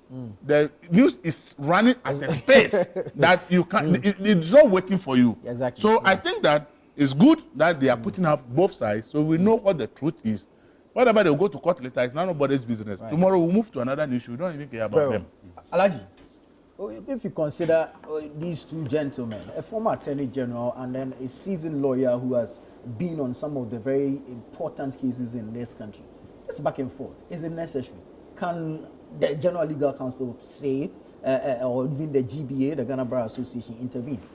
Well, you know, I first want to find out who started it. Where did all this start? It was Dami who started it. I am not interested in going back here or there. Dami has been the Attorney General, Minister for Justice, head of the entire lawyers. He is the head. Sorry, has not attained that position. So there are two different levels. Whether you like it or not, as we talk now, somebody has dragged Dami to the General Legal Counsel. You know that? That 1, 2, 3. I'm not interested in all those things. My interest is that Sorry and two other lawyers are representing those who petition, the petitioners. The former Minister for Justice who was defending the attorney, the Chief Justice in all aspects, is now her lawyer. People have spoken a lot about it, but I don't. If he chooses that, that is what he wants. People think that he shouldn't have accepted to be the lawyer to defend her, but that is in his own choice. If he decides that that's what he wants, it's his own cup of tea. Now, going forward, what can we do? Because what brought this all hula baloo was when Dami said that. Well, he said some men should rise up. I wanted to quote it. Good men should rise up. Good men should rise up. And that is where the whole thing started. They said, if good men should rise up, you would lose your license to be a lawyer.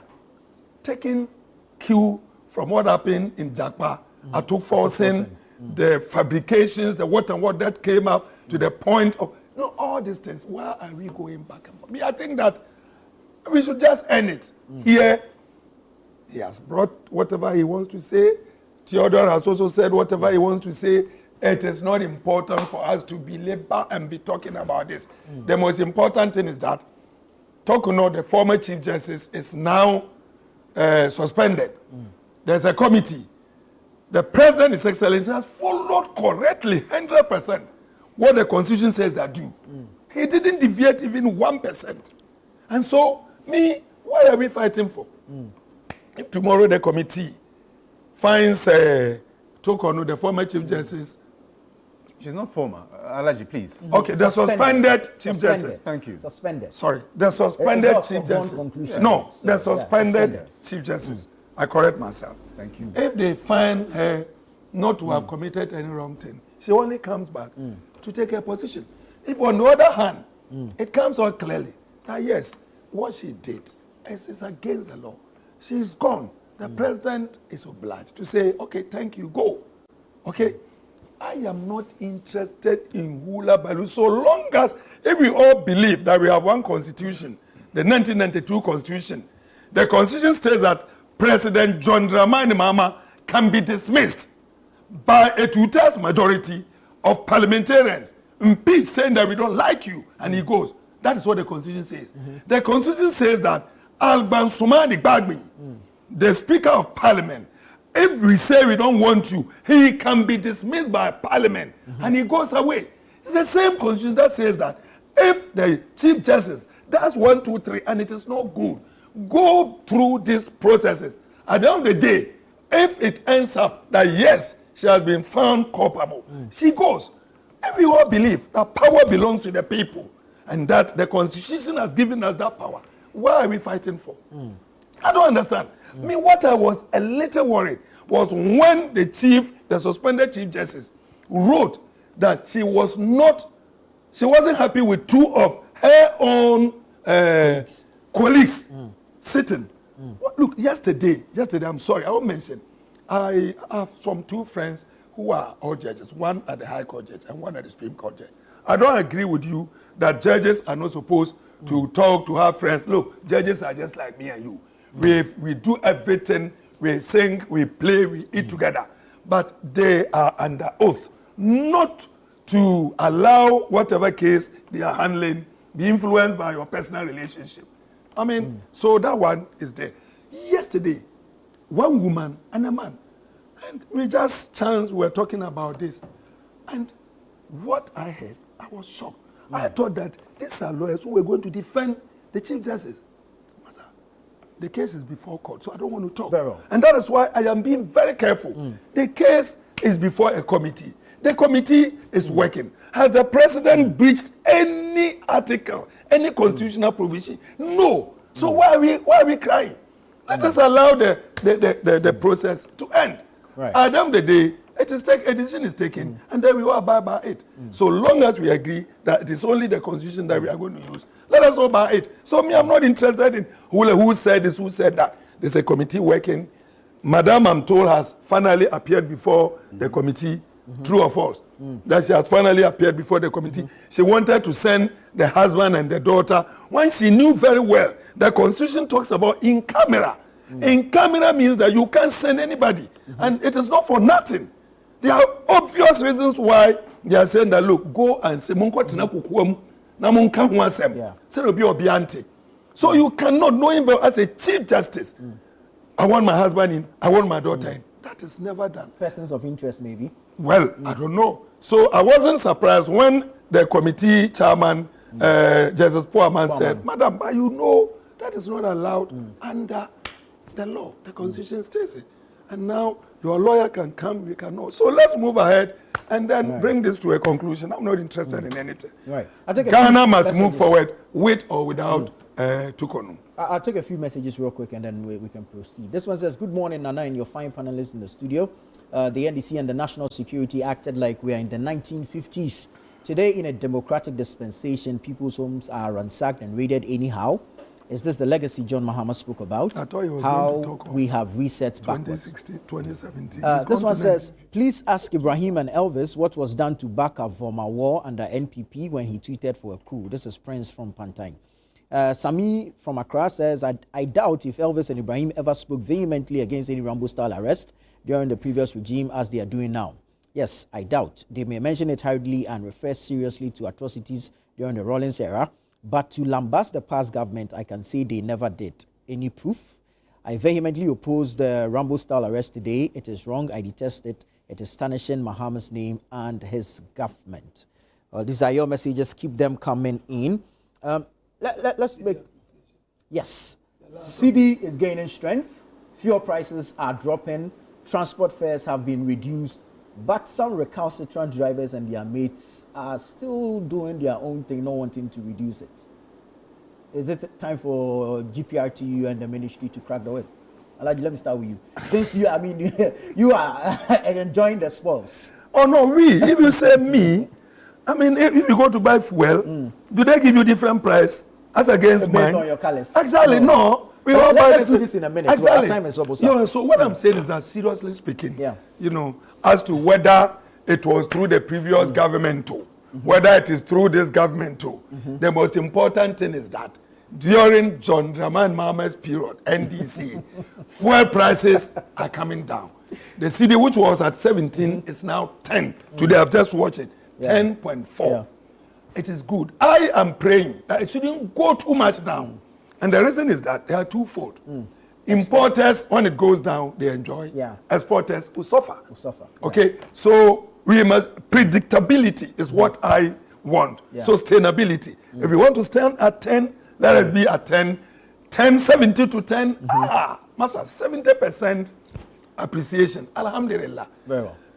And it is not only just the city. If you go to the fuel pumps, it has come down. And it's still going down.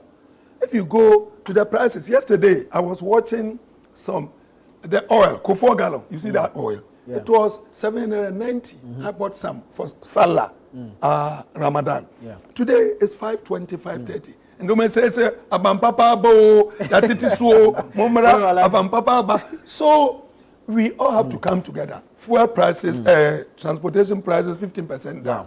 Whether you like it or not, some few drivers, but I can say that generally, it has been accepted across board. Well. And what we are waiting is for Abosokan people and the general market to also respond to this. But I know it takes time. People are watching to see. Market forces are there. We'll push them. Yeah, they are watching to see how sustainable it is. But I want to assure them, well, with good policies and the gold board and so many other things, prudent management. Right. Thank you. The CD. Elvis, you have reported on it today. Where is Elvis paper? Where is this paper? That's the one in front of you. This one? Yes. Okay. In 1 minute.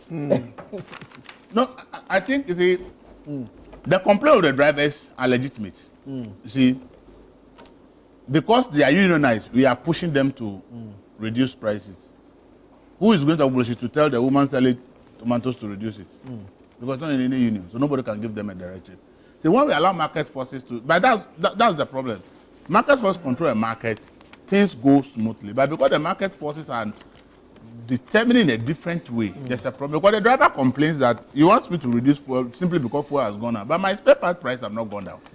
The tire I buy, the price have not gone down.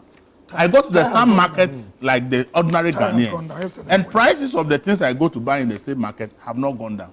So if you're asking me to reduce, it's not that I'm reluctant to reduce, but then my income is going to reduce. But then I go to the market and most of the things I'm buying have not reduced. So you are putting me, the driver, at a disadvantage, which is also legitimate. I will enjoy a reduction in price. And as a larger fuel price, now you go to the pump. Yeah, at least you buy and realize that there's some relief. You see the quantity that fills your car now, at least you realize the amount. So there's relief, so you'll be happy. But see, it also tells us the problem we have with our public transport system. It just tells us that we have a failed public transport system. That's what the drivers can say they can be fighting. When there's a proper public transport system, the reduction of fares will be an easy thing to pass through. Right. But because it's not, we are talking about GPI2. Is somebody forcing Uber, Bolt, and the rest to? They will not, because they will determine their fare. If you want to take it, fine. If you don't want to take it, so be it. Very well, Elvis. Very well, Elvis. Ibrahim, let me hear from you. Yeah, the trotro drivers have to reduce. Yeah. They have to. If they're citing spare parts, the reality is you change your tire once every 4, 5, 6 months. Your major cost component is your fuel, which you buy on a daily basis. Yeah. And that major cost component has come down. you have to reduce it. Because then you're not being fair to the reality on the ground. I'm talking the trotro drivers. Because the moment fuel prices go up, you don't waste time and putting pressure on government to increase it. You don't waste time. So that's to be a give and take. You have to, in the same way that we accommodate your instant increase, okay? Likewise, accommodate the decrease that is being called for. So these are my comments on this particular issue here, Nana Tufo. Nana Tufo, you see the 15% takes cognizance of spare parts not coming down as much as possible. If spare parts, like Elvis is saying, were to also be coming down, then maybe it would have been 25% or even 20%. So drivers must all take and then come in. Thank you so much, gentlemen. We move forward. But this has been the news review segment here on Breakfast Daily. I am Nana Tufo Boateng. Many thanks for your time. But stay with Channel 1 Television. There's more on Breakfast Daily right here.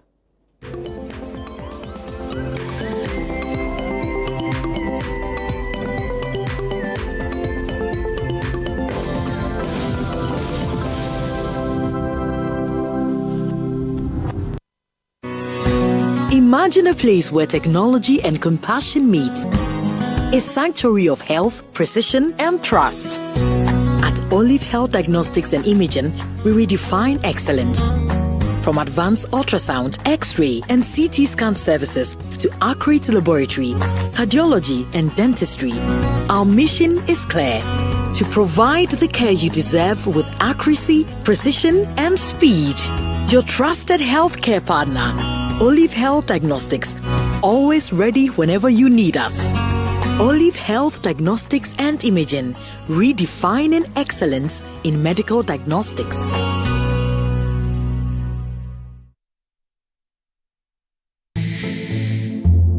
In a fast-growing urban environment like Accra, safety is as important as the air that we breathe. Hear the real stories from those who now feel safe like never before with Response 1. One night, I heard the glass shattering. Armed robbers had broken in. Before I could react, the alarm blared and the lights flashed, and Response 1 was already on their way. Within minutes, the security was at my door and the armed robbers had fled. I never want to be that scared again. And now I know with Response 1, I never will. Don't wait for tragedy to strike. Protect your home with Response 1's monitored alarm system and our theft protection guarantee. Immediate response, real protection. Response 1, stay connected, stay protected.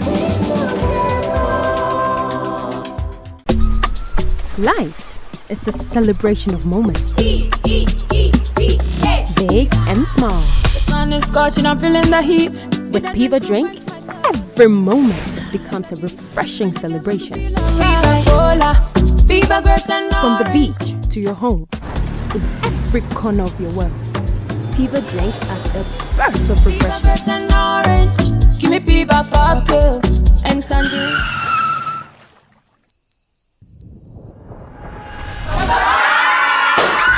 Celebrate every moment with Piva Drink.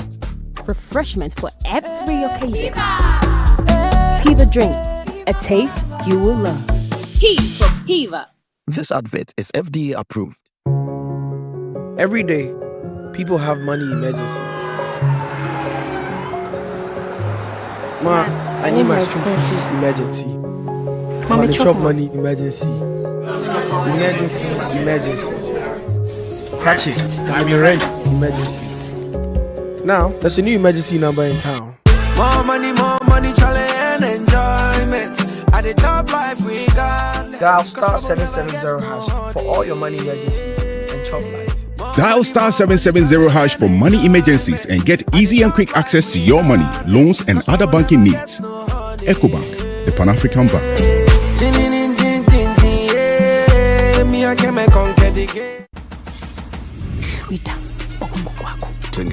So much love in the air. What are we looking at? Thank you guys for joining us on this unforgettable night. Paw Patrol is on a roll. It's Max Verstappen in the lead. The megastar is here. Absolutely sensational. Let's go! Just taking a trip down memory lane. Get unbelievable entertainment that is unbelievably easy to own. Get and stay connected to DSTV.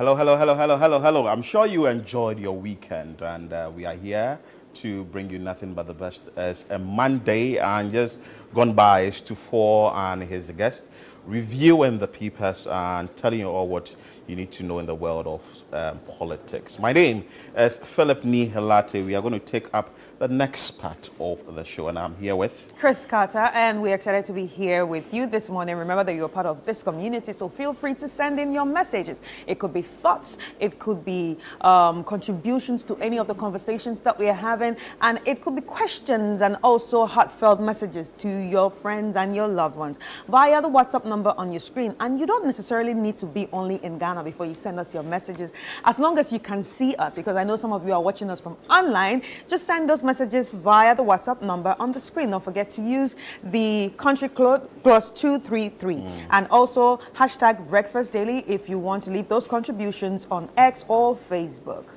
That said, I'm sure you are preparing yourself for the Agri Fair that is happening in some few weeks from now.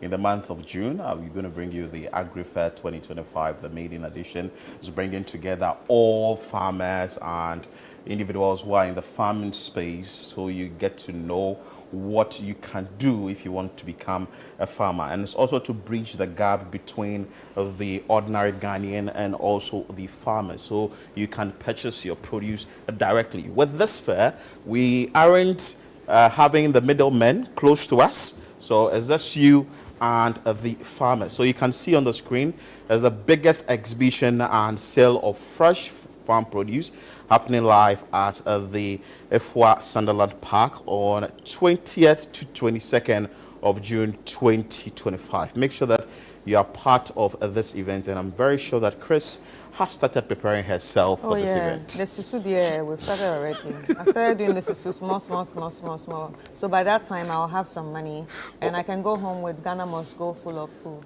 Oh, really? Yes, that's the plan. Are you planning on buying goats or cow? Honestly, should we have some? I'm not even going to lie to you. I want to buy goats. You want to buy goats? Yes. Before I could afford goats, but now, but since there's not going to be any middleman, yeah, you I can afford directly. Yes. So you keep it for the Christmas, well, which will be actually 6 months after the event. Yes, because before, when I could afford goats, I just buy and they cut it into bits and then we just put it in the fridge and then we just eat. So I want to do that again. I miss doing that. So that's why I said I've started my susu. You know, little drops of water make a mighty ocean. You know what they say. You save a city, you exactly. save 2, 3, 4, 5. Then you can prepare yourself for the event that will be happening June 20 to 22nd of June 2025. Yes, and we're very excited about that. And the Citi Business Festival will be happening the same month. In fact, the Citi Business Festival starts the month of June, from the 1st of June to the 30th of June 2025. And you do not want to miss this, because there's going to be a lot of on-air series that's going to be happening right here on Channel 1 TV and Citi 97.3 FM. And it's a very great initiative to help those who want to enter businesses. And the exciting thing about it is each week will be divided into different themes. So you definitely want to keep your ear down and your eyes right here on Channel 1 TV as we go through all the themes and also help you in the world of business. You're going to be listening to experts, to people who have been in the game for long, to people who can actually help you accelerate your business, your startup, your innovation, whatever that you are working on right here on the Citi Business Festival. Remember that this is brought to you by Absa Bank, and also a very big thank you to our sponsor, MTN.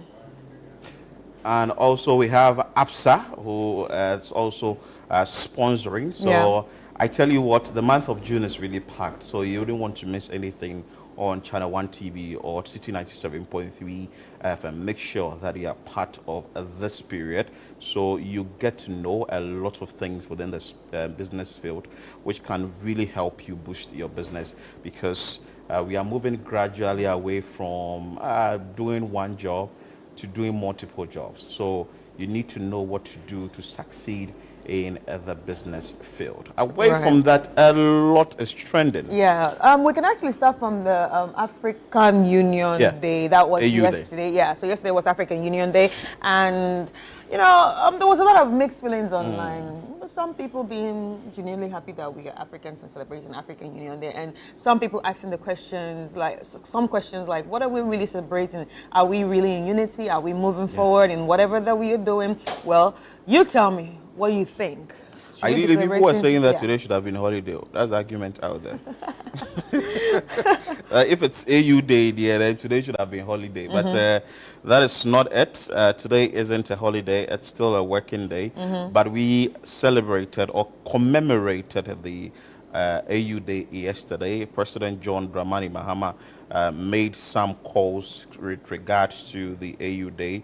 And I'll read some. President John Mahama has, on the occasion of the African Union Day, called for investment in the educational initiative to promote a deeper understanding of African history, culture, contributions to the world. You know, sometimes you would watch some videos and people were like, Africa, is this a small country? No, it's a continent. Africa is not a country. It's a continent. So we need to really push the knowledge or the information out there to the global world to understand that Africa is not how they used to see Africa in those days. You don't say I'm going to Africa. No. You don't say I'm going to Africa. You say I'm going to which country in Africa? Exactly. So you're going to Ghana, you're going to Nigeria, Sierra Leone, or you're going to Togo, or whatever it is, whichever country it is. But this is it. We need to push the information or the message out there on Africa. So the president of the day, John Dramani Mahama, is calling for investment into the education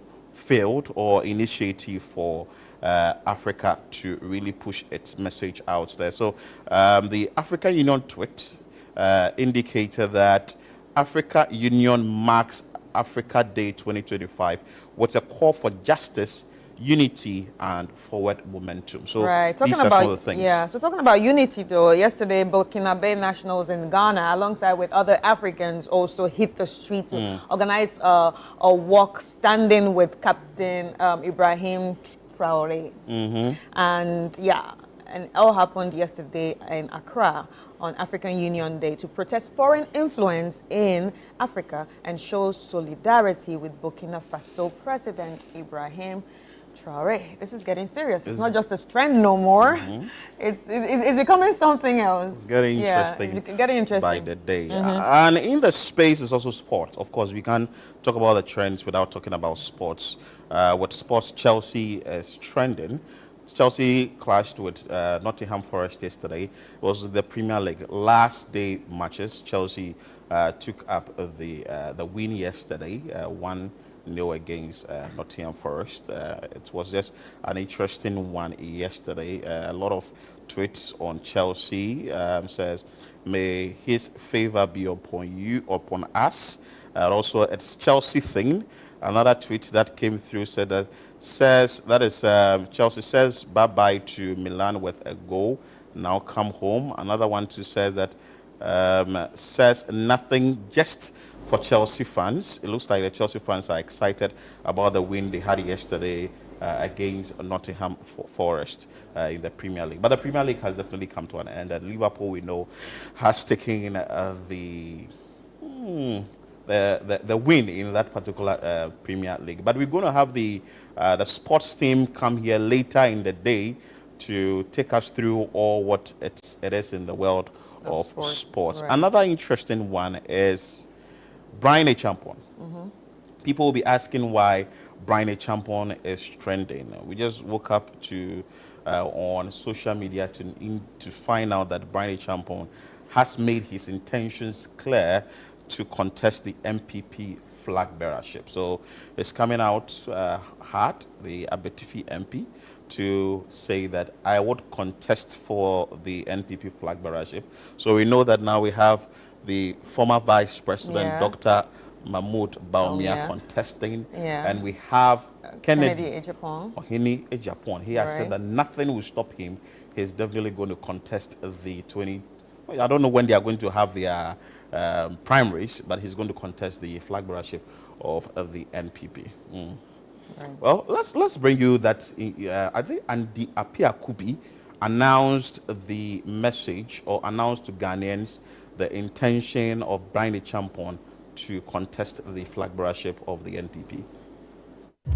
Juma edai nyina yakuma so se ye peka ni papa na wabeje yeko NPP no obobo no ela bi we enimi ya no wodi nanu ni se mbetuja me de smafo enti kakra minim na meti ho a kire wo se ye Brian Champon wonim de honorable doctor Brian Champon wonim de ana ni nyuma isusu esani ema Ghana Rock City Company Limited a hotels chain ono na ne dia eno ne the biggest hotel chain na Africa hejina ena ono susu woye miye oya doye. So you heard that from Andy Apia Kubi. I think he's in the camp of Brian Champon, saying that Brian Champon can lead and he's exactly in the race. Let's see how the primaries for the flag bearership for the NPP will be in the coming. Getting interesting. It's going to be interesting. I'm sure a lot more people will be popping up. They'll all be coming up to say that they will contest. Let's see how it's going to be as the weeks unfold or the years unfold ahead of their primaries. So that's what we have for you. Yeah. Or you have something else for trains? Yeah, we also have the issue of transport fare. Yes. Yes, the issue of transport. Everybody's talking about that too. There's a 15% reduction, right? 15%. Yeah, 15% reduction, but it seems like not all drivers are actually compliant with that. So 15%, if you pay 100 Ghana cedis, you pay 85 Ghana cedis now, but you should find ways and means to calculate it. Some drivers are refusing to reduce their fares. Interesting video. Let's bring you that one. Guys, I'm in Circle right now, and the car loaded is, and the car has come back to the station because we are refusing to pay the actual money he asked us to pay. The government said 50%. He's saying that he's not going to take that 50% from the money. And now we are on our way. He has brought us back to the station that we should get down. Then I just will listen away. What is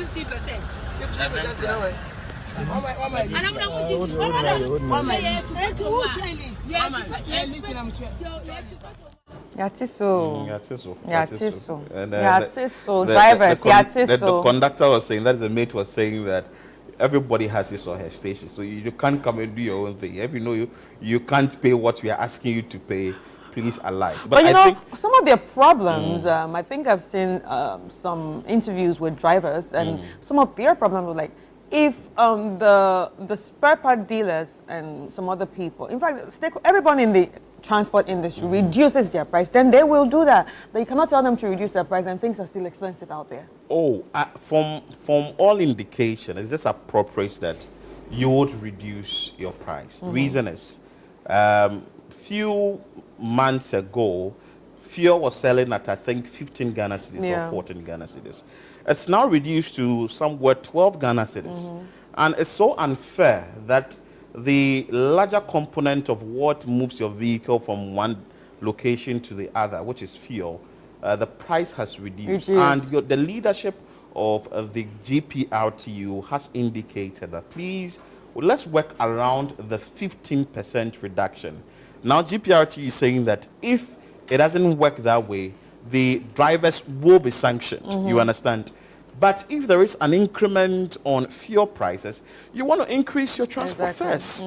So it's so unfair that drivers will refuse not to reduce the fares. You see, if you reduce the fare, the ordinary Ghanaian will know that, oh, you've been faithful, or at least you've been true to your words to reduce it. So anytime there is an increment in fuel prices, if you are increasing the fare, we have no problem with that. Well, you understand? So I think that it's just not fair on the part of some of the drivers not to reduce the fares. But we will still be following up with the leadership of GPRTU, concerned drivers.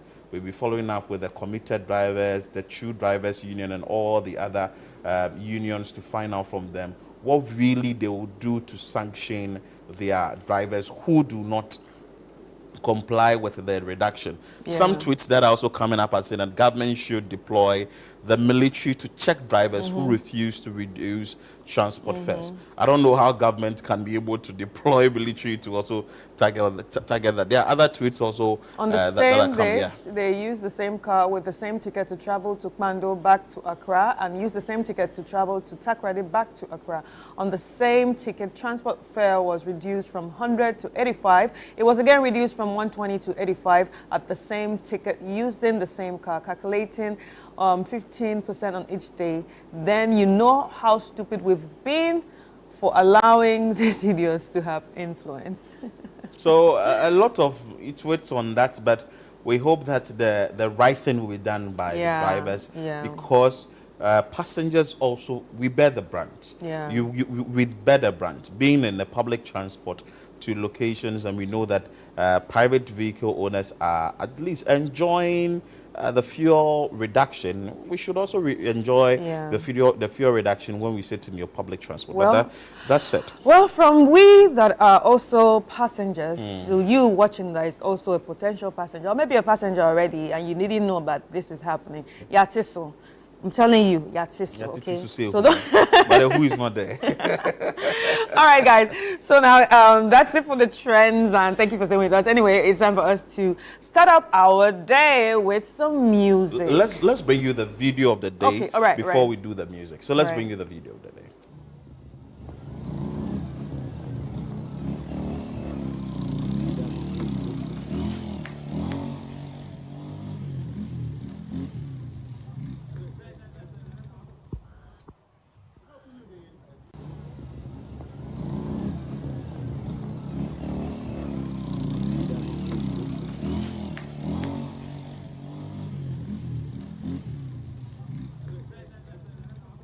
First thing you definitely have to do as a human being is to be safe. But you are running not knowing the reason why you are running. That's what the video is. But if you're in Nigeria, you run with You run, eh? Why? Eh?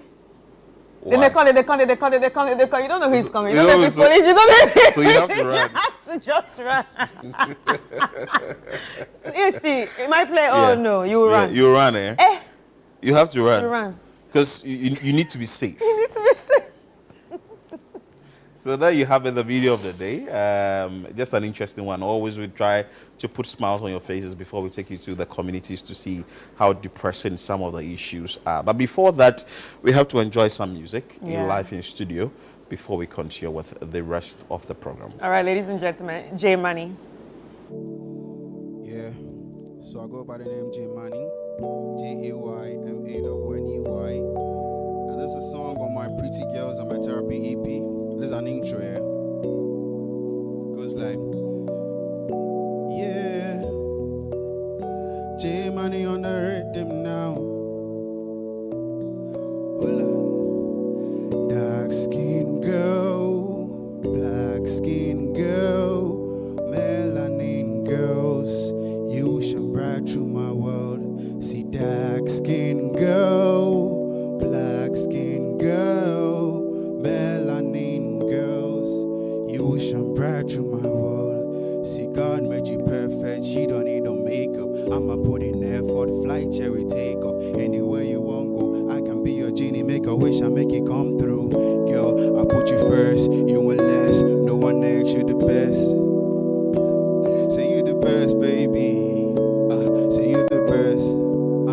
So pretty girls, pretty girls, pretty girls, pretty girls, pretty girls, pretty girls are my therapy. Are my therapy, yeah. So that's my intro for Pretty Girls are My Therapy. Let's move on to the next song here. Hold on. So this is Fine Wine featuring Sus 8 and Cozy Addy. Hold on. She got about the body of a goddess, freaky and she bad and she know this. So when she call me, you go notice. So when she call me, you go notice. Oh mine, oh, or he might be so fine, oh, fine wine, oh, girl you sweet like fine wine.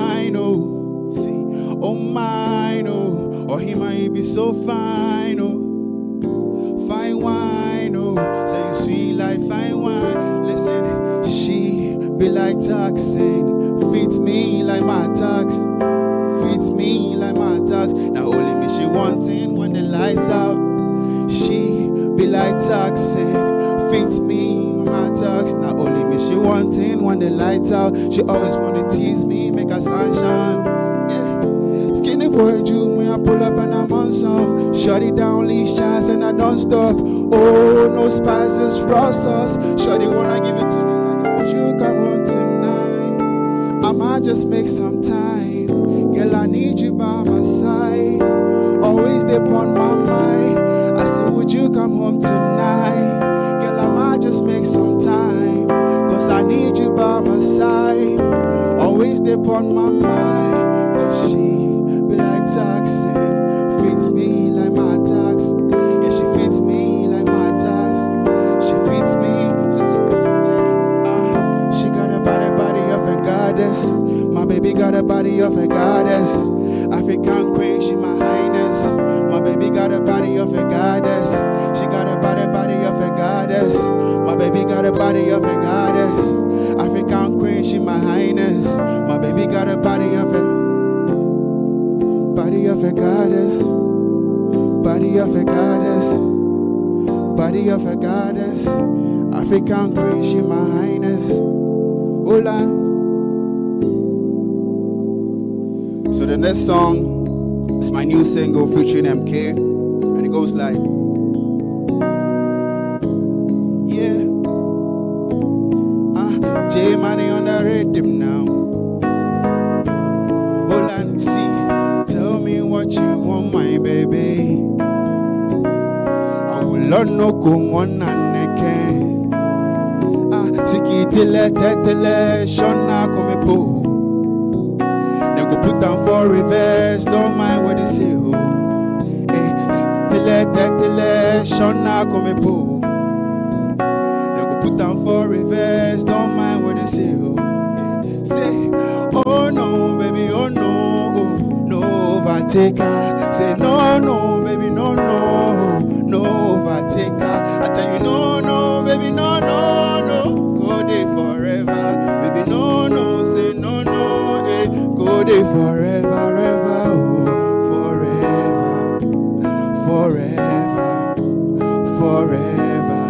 We go there forever, baby, oh, forever, baby, oh. My sweet, my potato, my word best no be Ronaldo. Say make us squeeze your tomato, yeah. She know they want any collabo. Only one man I be commando. And no team escape one matter. See, dan home shady. You know I like your body. Squad piece in body. But I go follow you, enter your country. See, people like talking plenty. In a real life I be done me. Come spend my money. Cause me who fit you only. Oh no, baby, oh no. I tell you, no, baby, no, go there forever. Say, no, baby, no, go there forever. I tell you, no, baby, no, go there forever, forever.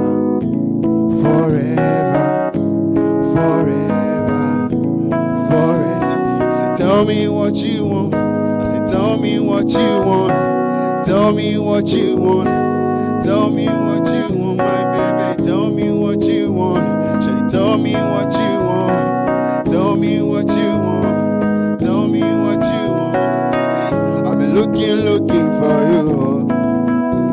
Yeah, think I'm going out of my head, oh. Oh, come in one girl, I feel so cool. Hey, I bring in now, I didn't want you close. And she say, well, my baby there, put me for herself like a jailer. Keep it from my heart, I'm a keeper. When you coming back, I can reach ya. When my baby there, put me for herself like a jailer. Keep it from my heart, I'm a keeper. When you coming back, I can reach ya. Yeah. It's the Angelina. Your love will they give me fever. See your love will they make a miss ya. It's the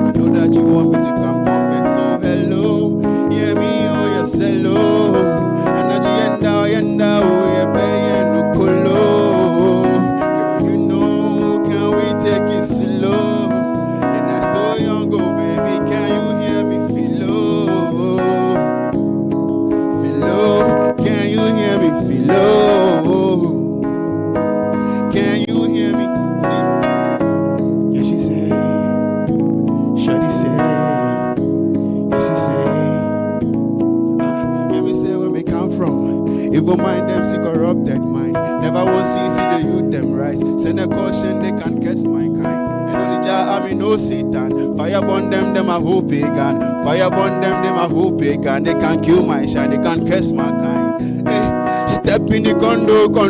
Say we step in the condo. Step in the condo. She step in the condo. Hey. Mosai God. Yeah, she say, shut down from London to Jamaica. Kingston on the way to Malaysia. Tell them we fight that they can rate us. Let you say man I'm blessed from the most high God. Many man try them more than by God. We grind for the money, never care wagwan. Me never care wagwan. Me never care wagwan. Care wagwan. Me never care wagwan. Slow down. Slow down, slow down, slow down, slow down, slow down, slow down, slow down. She say, round below, and I'm knocking at your door, philo. And yeah, my beer, oh yeah, and I don't know, oh why yo, me say casa my mentonia. Chemetata mame hunsane mie Wome senku mane koko me mwe Iraba gali I wonder Kasa mame ntonie Chemetata mame hunsane mie Wome senku mane koko me mwe Iraba gali I wonder See my check for your waist My taste or rotate for your case I relate See my check for your waist My taste or rotate for your case. I relate.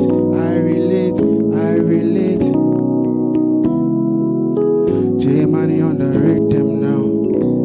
Yeah. J Money on the rhythm now. It's J Money on the rhythm now. J Money on the rhythm now. The name is J Money, and I want you to check out my project, Pretty Girls Are My Therapy here. Hey, J Money, how are you? Fine, I'm good. You're welcome to Breakfast Daily. Thank you. All right, it's nice to have you here. So let's talk about your music. How would you describe your music? Well, I make music from my personal experience. I'll say my music is life, my music is love, my music is the struggle. Like, you know, I try to play sounds from a loving place, you know, so that people can vibe to it when they feel down. Right. Yeah. That's nice. That's nice. And the first song that you sang, what's the title? Yeah, that's an intro to my project titled Pretty Girls in My Therapy. I released that project last 3 years, and I'm working on the second version of the whole project. So that's Pretty Girls in My Therapy. It's just an intro to the whole project. Yeah. So what is it about Pretty Girls? Are they your therapy?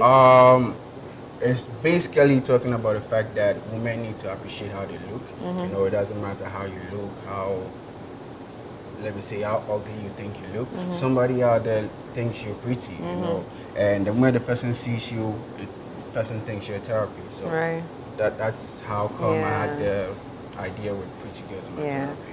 But y'all seem to have a problem with makeup always. Why? No, we don't have a problem with makeup. She not fine. She fine without no makeup. No, she not fine. Makeup. visually, Everything makeup. Why? You don't like makeup? Is it staining your bed sheet or your shirt? No, I mean, so what is the problem? You can't go to bed with the makeup. You can't have it all the time. So is it because they hug you and it stains your shirt? So you guys have a problem with it? No, we don't have a problem with that. I mean, you can't have it all the time. You just have to know the right time to have it the right time. Right. So you don't have a problem with makeup? Right, because I had makeup, I was like, oh, not again. You look good. Not again. They have come again with makeup. All right. Now, you had your that was your EP for three years ago. Yeah. And how did it do? It's doing well so far, and that's why I'm working on a second. Right. Where it's the same project, but you know, with different songs that continue the story of the whole process. Right. So yeah. So and it's an EP too. It's an EP. So why don't you just go straight to an album if you've done an EP 3 years ago? Yeah. So we're doing 2 EPs first before the album. Yeah. It's a system, so it's a gradual process. So how important is an EP to a musician? it's important in the sense that you get to introduce yourself. You let them know the potentials that, look, if I'm dropping an album, people should expect twice what I did on the EP, you know. Right. That's interesting. So how many songs did you have on the first EP? We had 5 songs. I think I had the intro, I had Fine Wine, I had Sexy Pretty, I have Okay Baby, and I have bonus song, Don't Stress Me. So. And this one that you're working on, how many songs are you planning to have on? I'm doing 5 songs. 5 songs again? Yeah. So everything will be like 10 songs together. And do you have any other musicians on it, or it's just a solo EP? No, I have other artists on. I'm working with Von D, I'm working with MK, I'm working with 6-8, I'm working with a whole lot. Yeah. Right. That's nice. But who do you look up to when it comes to music? For who I look up to, I look up to myself, actually.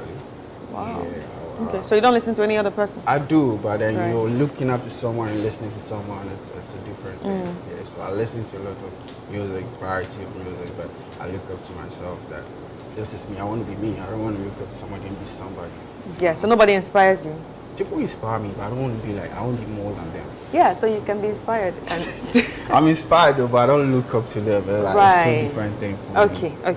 Okay, that's nice. So how can people actually listen to your music? You can find my music on all streaming platforms. The name is Jaymany, Jaymany, and it's across all streaming platforms. You can look it up, and then it's the first artist you're going to see with that name. Yeah. So on all streaming platforms. All right, no problem. Thank you so much. It's really nice having you here. So ladies and gentlemen, if you want to listen to Jaymany and Pretty Girls Are My Therapy. Okay, all you need to do is go on all streaming platforms and then follow Jaymany. This is how to support upcoming artists, and this is how to put money in your pockets. So please go out there and support him. Ladies and gentlemen, it's time for us to take a quick break, and we will be right back.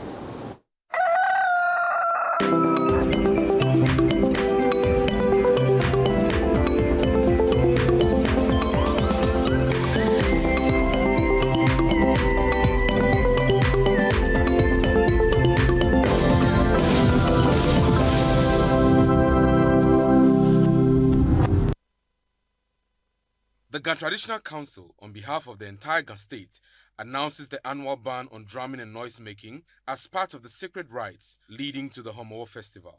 Ghana mamu, Timfe anali, Adesin, Imlae Niko, Wogman Dumo, Wongwe, Wokusuni, Wakabachuni, The ban across the Ghana state will take effect from Monday, May 12th to Thursday, June 12th, 2025. However, Osu, La, Teshi, Nungwa, Tema, Boom, Pram, and Ningo traditional areas will observe their bans separately, with dates to be announced by their various councils. During this period, all visitors are required to comply with the following regulations.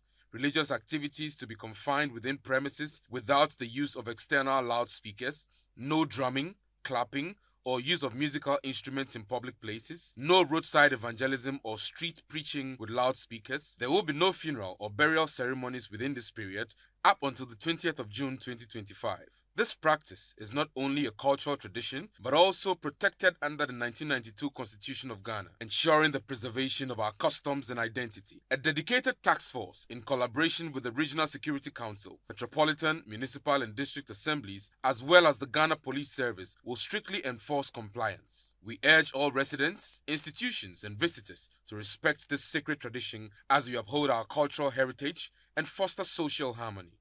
Nyata, Nyo Manyaba. From the latest in mobile technology and must-have appliances, Franco has everything you need. Are you looking for a smartphone like iPhone, Samsung, HMD? From cases to protectors, our wide range of accessories add style to your tech. Upgrade yourself with quality and affordable home appliances that makes life easier and comfortable, like speakers, refrigerators, TVs from 32 inches to 100 inches, air conditioners from 1.5 horsepower to 2.5 horsepower, washing machine, and many more. Get yourself the latest laptop which gives you the high definition video and long lasting batteries. Get yourself our CCTV camera, which will give you a high reliability that you need for your home. Find everything you need under one roof with Franco. Franco, the home of quality mobile phones, accessories, and your home appliances. Poverty makes you do what you otherwise would not do. Wealth makes you live the way you wish to live. But revenge cancels the lines between poverty and riches. It's either you're saying something progressive, or I'll just tell your wife that I'm carrying your child. Where is my father? Now that he's coming closer to the community, my puppy go forget your own plans, so I go forget my own. In Accra, every year, we have about 18,000 people dying because of air pollution. So we are looking at how do you make sure the citizens of Accra are getting clean air? It's imperative that we tackle air pollution. Central Accra is where a lot of burning takes place. The main source of pollution in Accra is poor waste collection practices. You have people burning their trash left and right. And then also vehicular emissions because of the dense traffic. The goal of the Bridge Cities initiative in Accra is to influence air quality planning policy decisions. We are deploying air quality sensors in schools, in bus terminals, in residential areas and market centers to generate hyperlocal air quality data in Accra. Once we know locally what is happening, we are able to tailor-make decisions and plans and policies towards it. We believe at the end of the day, it's going to help us save a lot more lives. Is it the luxurious rooms?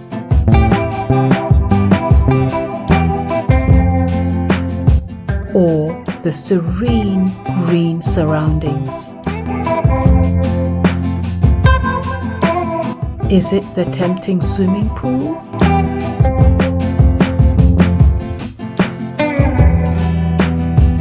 Or the classy conference room?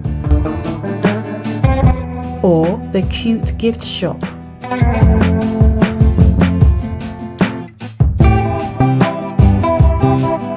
Maybe it's our chef's array of cooking delights. Whichever way, it's all about Cactus Creek. A most respected hotel. 055 039 5007.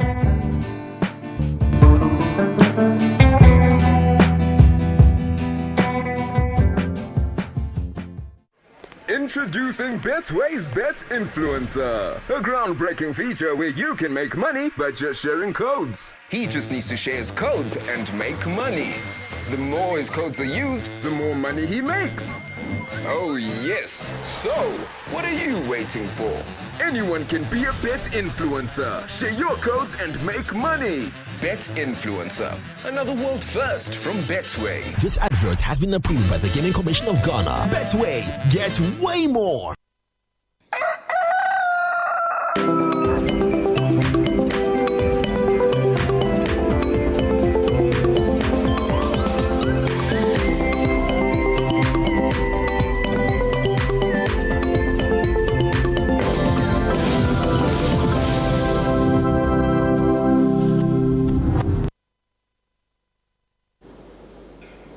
And that was an amazing one with Chris Carter and J Money. J Money.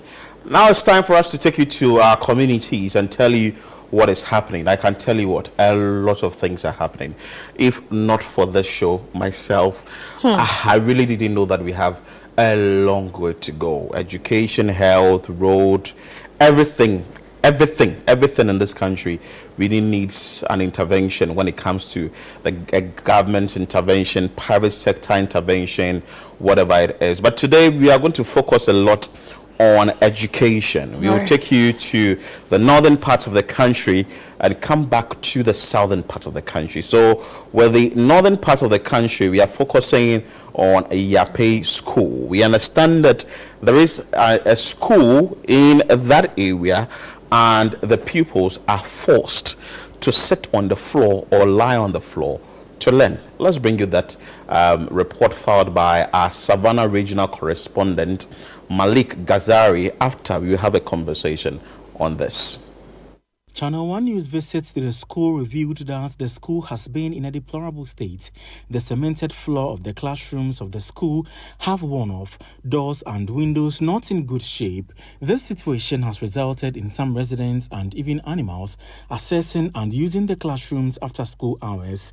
John Fuseni, PT and SMC chairman, told Channel 1 News they have been battling with the situation for a very long time. According to him, some residents have shown concern by assisting the school, but the situation is now unbearable. We don't have furniture. Even in the class, you can see that the children are lying down. How can a child lie down on the floor and be writing? That is our big problem. And no teacher will be happy to see he or a child lying down in the class to write. How do you correct this? So that is what our problem we are facing. So we are appealing. Not the only government, but anybody. Even though our people here, they have been doing their best. Abdullah Abdul Mumin, senior prefect of the Yapi Presby Primary, is appealing to government and stakeholders to come to their aid with classroom furniture and a KG block. Our school does not have a KG classroom. We lack furniture, so we are appealing to the MP District Assembly and the government to support us with our KG classroom. Idi Kamil, assembly member for the Yapi electoral area and presiding member for Central Gonja District Assembly, indicated that the school has teachers' bungalows which have become a death trap. Teachers consequently now rent and stay far away from the school, which also hampering teaching and learning. So behind me is the teachers' quarters for Yapi Presby A and B Primary School. As we can see, the structure is in a dilapidated state. As at now, teachers don't want to stay in because it's a death trap now. And so because of that, teachers resort to rent from town. Others too, they stay far from the school and then travel to school. And so because of this, sometimes some of them come to school late and then classes doesn't start early. So we are calling on government, like I said, or other organizations who can support us to build teachers' quarters on campus here so that teachers can stay. So that is a report filed by Malik Ghazari and read by Fauzu Masawudu of the Citi newsroom. I'm sure you saw the teachers' bungalow in that shot, and I'm asking you this question, that will you want to stay in such a bungalow to help the pupils or students of the Yape school, Presby school? If yes, join us 0204-447033. If no, you can still join us 0204-447033. Let's hear from you. But now let's touch base with our correspondent for the Savannah region, Malik Ghazari, who visited the school to bring us this troubling story. Malik, good morning. Good morning, Philip. I trust you are doing well. By His grace. The Yape Presby School, tell us, is it from, say, nursery to JHS, or it's just a primary school? Yes, it's from nursery to primary, but the junior high is located at a different area. But in the same vicinity, but in a different area. And the KG, that or the nursery that I'm not talking of, is something that we can't even talk about. And they have the teachers and PTA have resulted in renovating with the assistance of some of the PTA and some residents and also other old students. They've been able to renovate parts of the school to accommodate the KG and nursery, which is not supposed to be so. And the other block, they've also converted their resource classroom, which was supposed to be like an IT or ICT or something like a staff common room for the school, have also been converted to as a KG to the other block. So currently, as we speak, the KG that they are really having is just something that they are still purchasing from the primary school. They don't have a block in the name like this is the KG or the nursery block. So this is a peculiar issue to the KG class, is that it? It's both to the KG and primary. I want to understand you better. So KG to primary, they do not have furniture in the classrooms. Is that what you are saying? Yes. KG to primary, they do not have furniture in the classroom. Okay. So with this issue, they are demanding furniture in the classroom. What has been the response from the various authorities, i.e. the Ghana Education Service, the MP for the area, which we know as John Jinapor, the Energy Minister, if I'm correct, Yape Kusogu constituency, and also the Municipal Chief Executive, if not the present, the previous administration? What was the means of addressing this problem? Yes, speaking with the assembly member, he said that they have tried their possible best and pushing out the problems to the appropriate bodies, but they haven't heard of any positive response. And even listening to the PTA chairman and the PTA and SMC chairman, he also indicated that they went out seeking for support, which they couldn't get back with the help and assistance of some of the residents and parents and also other past students of the school. They've been able to help them within from the past 3 years, and now the situation is now unbearable.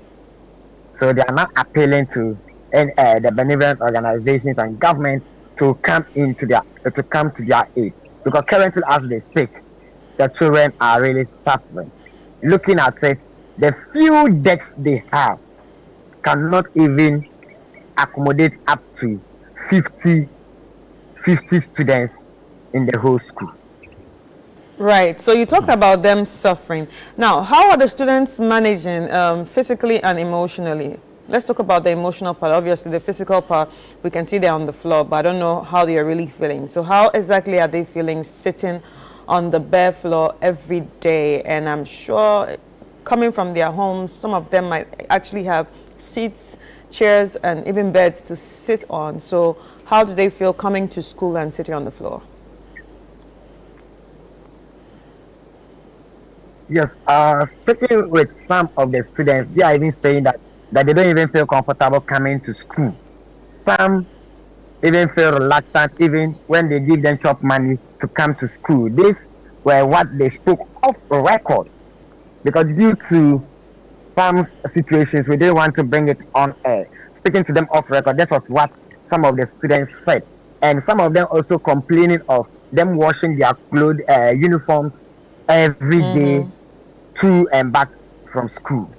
Right. Yes. Right. And it's really very pathetic. See them on the floor, see your ward dressed neatly coming to school, closing and coming back very dirty. You wonder whether we are still in the age of quality education accessibility. Right. Since it's a school under a church, what is the church doing about it? Come again, Kappa. I said, since it's a school under a church, what is the church doing about it? Has the church said anything about it? No, currently, we haven't heard anything from the church or the denominational church of that is Presbyterian Church of Ghana. We haven't heard anything for now, but maybe as they've seen this publication, I think we've now they will now also be on their toes to also look up to it, to work out, to resolve the situation, which is now hindering lives of the peoples of the primary block A and B. Wow. Malik, be on standby for us. Let's engage the assemblyman for Yape electoral area, ED Camille, who is joining us via phone. Honorable, good morning.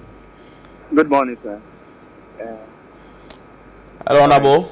Assemblyman for Yape Hello. electoral area. Good morning. Good morning, sir. How's the morning? I trust you are doing well. Yes, I'm doing well. For how long have these children or pupils been on the floor to study or to learn? All right, thank you so much. We have Yape Presby A and then Yape Presby D. These are schools that are within the same compound, even though they all have their head teachers. For some time now, they have been facing this challenge. Over the years, what we've been able to do is that hold on. For some time now, you want specific period. Is it 5 years, 3 years, a year, 2? Let's just know about that. So within this is my second term. So within my first term, I came to realize that this problem has been there. So that means that the problem has been there over 4 years now. Wow. Yes. Wow. And so what we did was that about 2 years ago, we've been able to get furniture for the other classes. Say primary 3, 4, 5. We're able to support them. But unfortunately, the nursery classes and the KG classes and class 1 and 2, those classes do not have furniture. So basically what they do is that it is only the teacher's table and chair, and then these children, they have a cemented floor that they usually sit on, and then they study. What has accounted to the delay in getting furniture for pupils within their formative years? They are nursery, KG, class 1. Literally, you are beginning school, so you should even have the comfort to even start school, isn't it? What has become the difficulty in there? Exactly, that should have been the case, but it isn't. We have laid this complaint to the district assembly, and over the years we've been told that financial constraints, and so because of that, they have not been able to solve that problem. But the ideal thing is that the entire district, this is not the only school that is facing this challenge. I am the presiding member for Central Gonja, so I am privy to this challenge.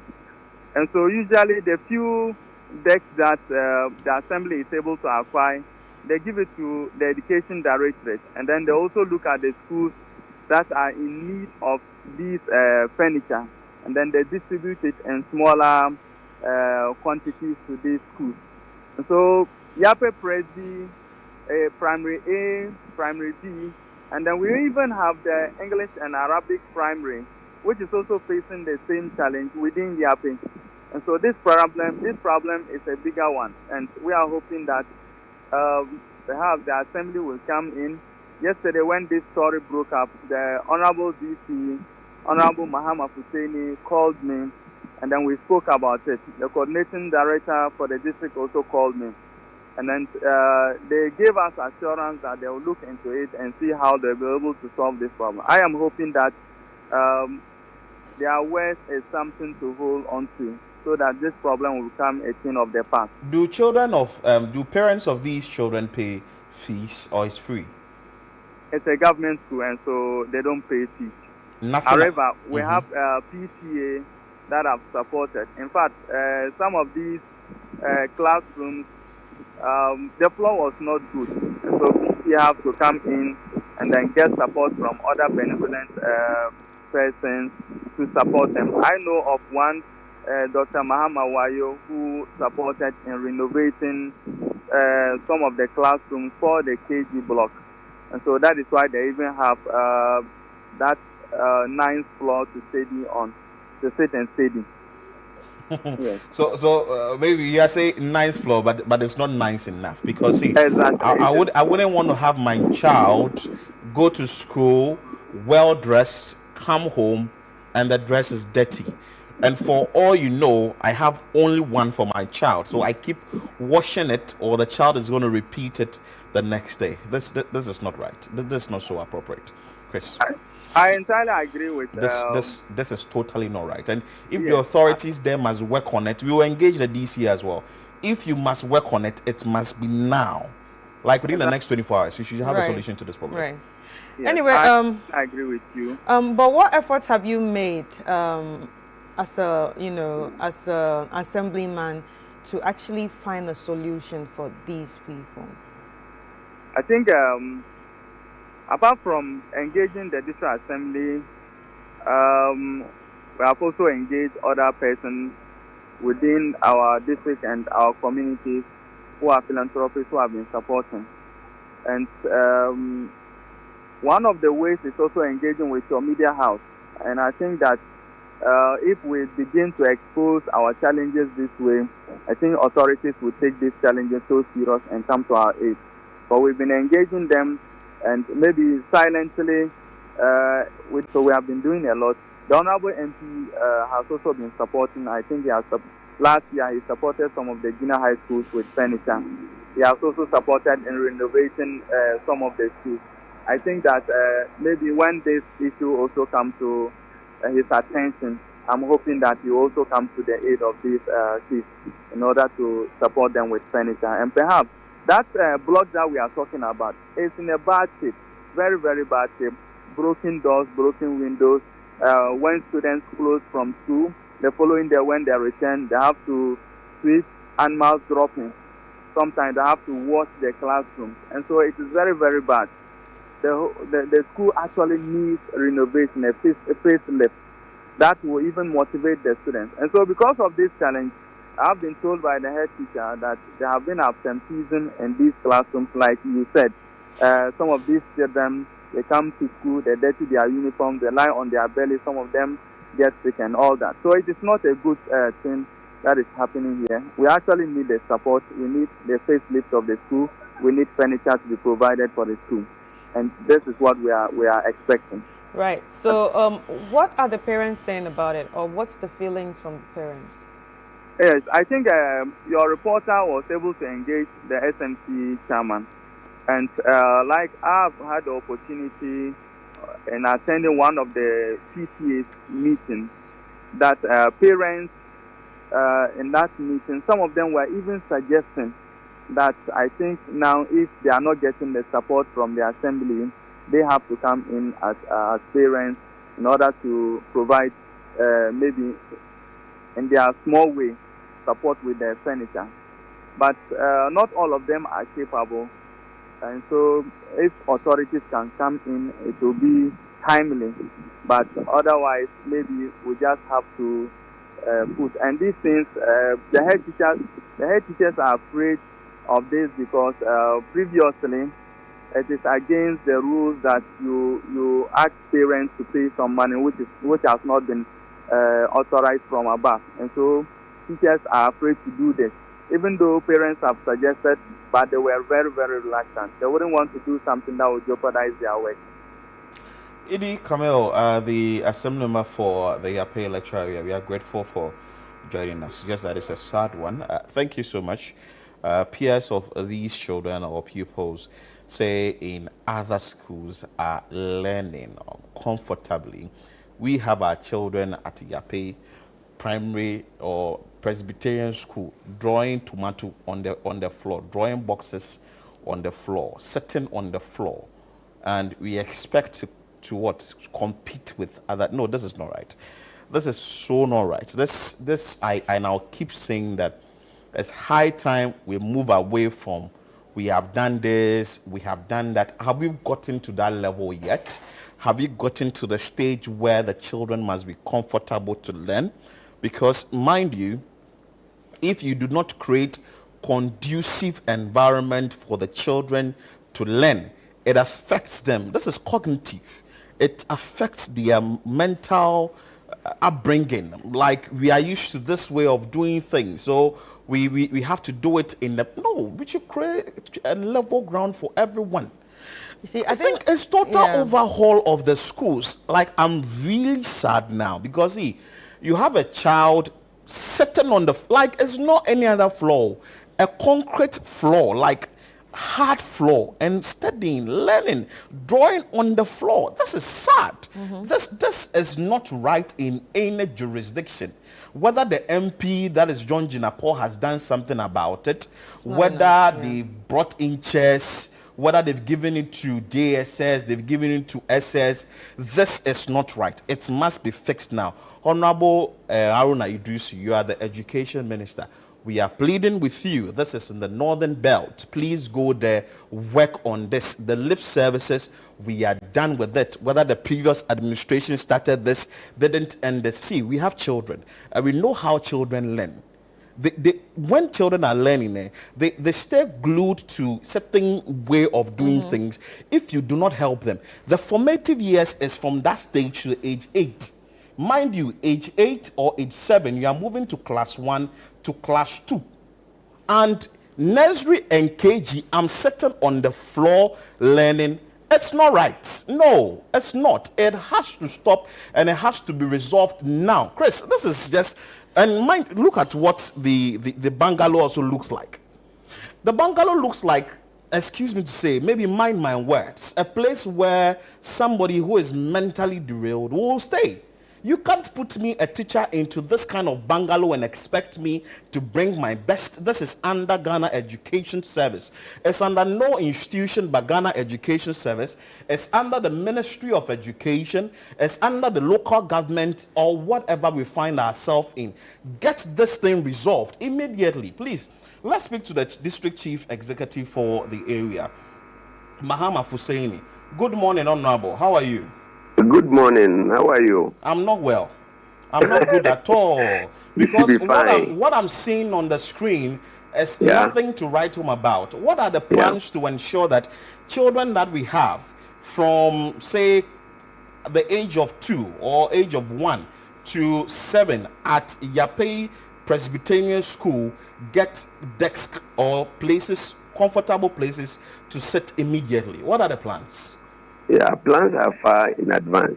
Yes, as you said, I am the DCE for Central Gonja, and Yape Presby Primary is under me. And it is my responsibility as the District Chief Executive to make sure education is actually taken care of within my jurisdiction. But as we all know, we are doing resetting, and this resetting agenda takes a lot. Because there was a mess created all over for 8 good years. No single desk has been provided in any of the schools.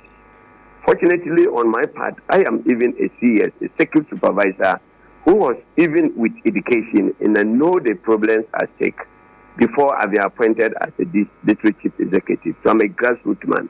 I am aware, and this was a mess that has been created by the previous administration. I would tell you in records that since 8 years, no single chair has been donated or has been constructed and supplied to the schools in Central Gonja. The only fortunate intervention was our MP, Honorable John Abdullah Jinapor, the current Energy and Green Transition Minister, who has done a whole lot of intervention by providing about 1,000 dwell decks to supply some of the selected schools. I want to tell you that had it not because of the intervention of our MP, Honorable John Abdullah Jinapor, now we shouldn't be talking about only Yape Presby. It should be a thing of the whole district. But I am want to assure you, once we are doing resetting, this message just got to me just yesterday. I didn't take it easy at all. I have to consult, go through all means and ways to get the problem resolved. So I want to assure you that by the end of the week, this is going to be fixed. I've just talked to my MP. He has given some directives, and then I have to go back and see a contractor who even constructed some of the decks in his own course. If there are reserves, I have to carry it immediately to go and fix the situation.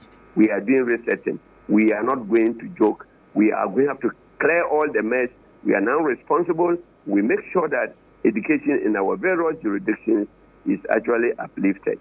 It is my concern. I actually didn't sleep over it. So my brother, as I'm talking to you, plans are far in advance. Give me a matter of hours, not even a matter of days. I'm going to fix that problem in Yape Presby as the district chief executive officer responsible for education in my district. Thank you very much. All right, so you just said that as a matter of hours or a matter of days or even a week, everything will be sorted out. Are we just looking at only Yape Presby or the other at the ones? moment, we have about 2,500 decks fixed. 2,500 under construction. But then, this one is an agent issue. So I am going to supply them before I go around on official visit to see where there are furniture deficits, to see where I have to come in and make sure issues of this nature become the past, a thing of the past in my district. We are actually on our toes and make sure the resetting agenda starts from the grassroots. Thank you very much. But before that, you said that you were in the education space before you became the district chief executive for Central Gonja. What was the plan like during that period to ensure that at least the schools within your jurisdiction or in the municipality or district my brother, get what is what needed? I'm saying is I was just a CS. I have no power authority within my own means as a CS to make sure some of these things are supplied. By then, there was a DC who is supposed to do this, and nothing has been done. So some of us were even on our toes, telling them every day that we need to do this A, B, C, D here. Because we have been going around the schools, supervising and monitoring, and we bring data to the office, telling them that our children are on the floor. They should do something, and that has not been done. Fortunately, the grassroots man himself has been appointed as a district chief executive, where I know all the problems. That is what I'm saying. I've started taking my tour, my visit, official visit to the various schools, now make sure these things are fixed. But as a matter of agency, I am assuring you that your reporters can even go back there next week. Plans are far in advance to fix that particular problem, and subsequently the rest of the schools will be sorted out. I've just had a discussion with the Director of Education and then asked that they should bring me data of chair furniture ratio deficit. I will tackle it, and I will tackle it squarely. It is not easy to reset, but we are ready to make sure the reset agenda is on course and to clear all those kind of mess that we have come to meet. We're not ready to countenance to that. So I'm assuring you that the issue will be fixed. Right, Honorable, we actually like to hear this, and we are actually going to hold you accountable for this. So we'll be following this story keenly. But apart from the, issue of furniture, have you seen the teachers' bungalow? Yes, of course. Yesterday, let me tell you in records that I just came from one of the villages where there is this windstorm, and some of the bungalows went ripped off. And of course, to rely on the assembly because I've come to inherit a mess, there is nothing there. I have to call my MP, Honorable John Abdullah Jinapo, to swiftly come to the intervention to get some of these things fixed. And I tell you, if you want to make a call to some of the communities, they will tell you I've come around with my engineers, with my workmen, to make sure that the rip-off schools are put in place. Personally, we are just fortunate that we have an MP that is actually ready to support his constituency. Had it not because of the intervention of MP, I would tell you that by now there is no even a single school existing. This man could go around, fix some of the schools with his own pocket money. A school where there is a place, community without a school, he put a pavilion there. Community where the school is not in order, he will renovate it, renovating school courtesies from his own pocket money for the 8 good years. My question was, where was those who were actually responsible for that? But I am saying that even in opposition, this has been done.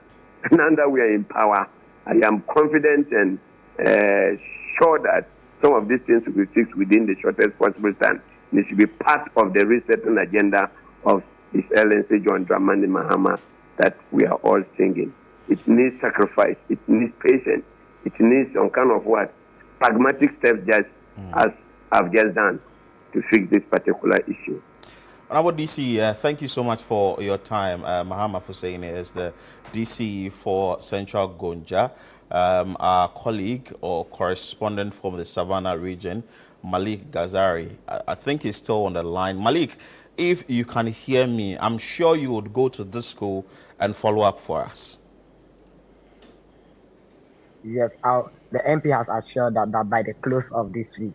So, for us, we are always in to do the follow-up. And we are assuring him that as he has given us the duration, we'll also abide by that duration and follow up to see the updates of the story. Beautiful. So I also understand that there are other schools within the district that is facing similar problems. So you'd want to also highlight on these schools for us that we can push the agenda out there. Grateful for your time, Malik Ghazari, who is our Savannah regional correspondent, brought this pressing, this humiliating, this barbaric story.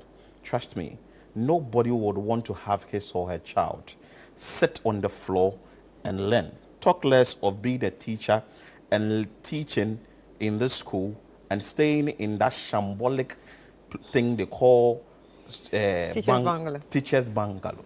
Let's move on from that place and come down to the Greater Accra region. There is also a similar issue at Ashalaja. We understand the school is called Obakrowa DA School. Let's bring you that report that has been filed by Kennedy Chumisi after we have a conversation on that. At first glance, Obakrowa DA Basic School in the South Municipality seems to have classroom blocks, but a closer look tells a different story. This is a school built for about 50-60 years now, which nothing has been done on it since the school was established to date. And this is the state of the school as we see that the school has been dilapidated in a form that is even danger to the people conveying in it. Roofs are in bad shape, the walls are cracked, windows shattered, and termites have eaten away the wooden beams. In some blocks, the concrete floors are crumbling. The few available classrooms are severely overcrowded, barely standing, and now serve only a fraction of the student body. As you can see right behind me and around me, the desks are very closed. You can see how congested this place is, and as a result of the space and the lack of infrastructure here, the authorities here are forced to move some of the students under the trees. As a result, students from JHS 1 to JHS 3 are now forced to study under trees in the open air, exposed to the harsh weather. Their dreams hang in the balance. Whiteboards and school bags lean against tree trunks. With no walls to shield them and no roof above, learning happens not in classrooms, but on wooden desks set in the dust. This is very terrible. My biggest challenge is that when the sun shines and you are writing, it is really hard. Sometimes you have to push your desk somewhere so that you can find a better place. Meanwhile, some people's desks are also there, so we find it very difficult. More importantly, as the rainy season sweeps across the country, it also threatens to wash away the dreams of children in Obakrowa, a small farming community in the Greater Accra region. Because we are having the lessons under the trees, when it rains, a class is about 109, and all of them cannot be in the class. So you can imagine 109 pupils in one class. Sometimes the getting access to the classroom is very, very difficult. So you have to stand at the door entrance and then be teaching them, which is very bad. So when it rains like this, sometimes it affects the lessons. Lessons are not effective. Here, beneath the open skies and the shade of aging trees, Students gather daily to learn not in classrooms but on wooden desks placed in the dust. But with the rains now upon them, their fragile learning environment is on the brink of collapse. Simply, when it rains, lessons stop. When the sun is too hot, concentration also drops. Whichever way, students are worried. It affects our academic year. For us to sit under the tree, even when it's rain, we are not able to learn. The teachers close us, go home without doing anything. So I'm pleading with the government that they should help us and provide a new block so that we can sit inside and learn. For us to sit inside a classroom and learn, it will improve our academic year. We ourselves will feel comfortable learning in a classroom. Learning under trees, you told me that snakes even fall. When did this happen? Last academic year, I thought the snake will even bite us. Because as for us, young people like this, seeing a snake like that, it is very scary. Malaria, cold, fungal infections, and skin rashes are just a few of the health risks students face due to the prolonged exposure to harsh weather. Assembly member for the area, Gilbert Kwame Afekpe, has expressed deep concern about the growing health implications, especially as the rains set in. Whilst teaching and learning is even ongoing, motorbikes will be passing, cows. We have a lorry just closer to the school here, and at times the stench, they have to close them. Whilst it's not even time for closing, snakes will fall from the tree, which is very dangerous to them. Communicable diseases such as TB, muzzle pulses, chicken pulses, because they are too overpopulated and they are even closer to each other. So it's affecting them. Whilst teaching and learning is even ongoing, you see cars passing, the town folks will even be bypassing up and down, smoking, then a whole lot. So it's affecting them a lot. The concern is even greater for final year students preparing for the basic education certificate examination. Their future rests on exams they must study under trees. It's not the best, and it saddens my heart because at the end, they will all sit for the same exams, while some are having a favorable learning environment, some are also deprived, and at the end, they all have to sit for the same exams, and they all have to compete for the same schools. And sometimes it's a little bit unfair and challenging to the students. Assembly member for the area is urging authorities to intervene, pleading for the construction of additional classrooms and a new block for the JHS and primary departments. I am now pleading to the government, current Minister of Education, Honorable Haruna Ndrusu, Gansaf Municipal Assembly Chief Executive, Honorable Moses Kabuku Okansi, the MP for the Domabra Obon constituency, Honorable Isaac Akuibo, every stakeholders, NGOs, to come into our aid and give us the support. We need a classroom block. We need teachers' office, teachers' bungalow. They should come into our aid and support us. Wow. See, shame on us as a country. A big shame on us. We are 68 years old. We are all in it. 68 good years. This, we moved from the Savannah region, came down to the Greater Accra region. I keep saying this. And Nana Tufo would fight me that, why will I say it's the Greater Accra region, and the Greater Accra region would have to get what is, at least we are not supposed to be seeing these things in the Greater Accra region. All the schools in the Greater Accra region must be in good condition, then students can learn. Then teaching and learning can go on smoothly. Shame, a big shame on us. 68 good years. Let's speak to Kennedy Chumesi, the reporter who went on the grounds to bring us this story from Ashalaja. He's joining us via Zoom. Kennedy, good morning.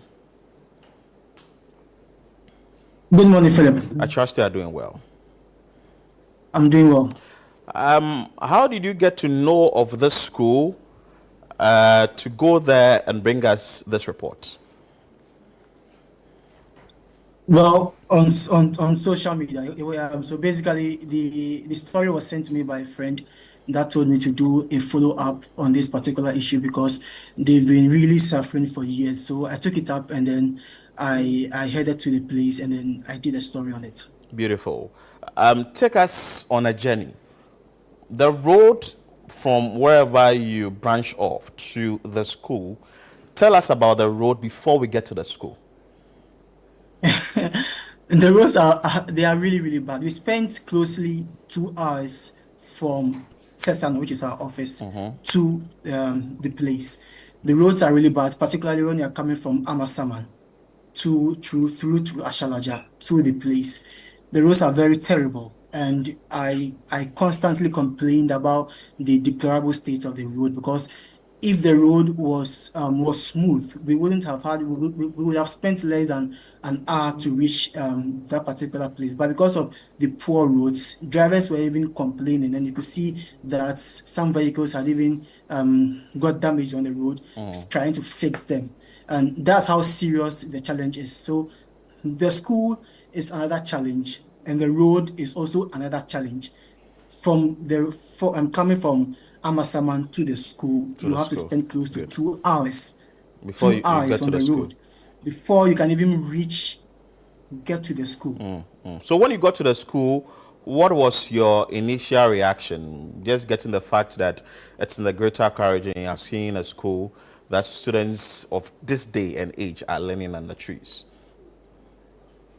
Philip, I was as surprised as you, because I felt that, well, in the Greater Accra region, we shouldn't be having students study under trees. It's the capital city of Ghana, so basically we should have the infrastructure here in Accra. If schools in northern region are complaining, schools in Accra shouldn't be complaining, because we are in the capital city. But the situation is very, very serious, and more disturbing is that these students learning under the trees, they even share a land with someone rearing cows.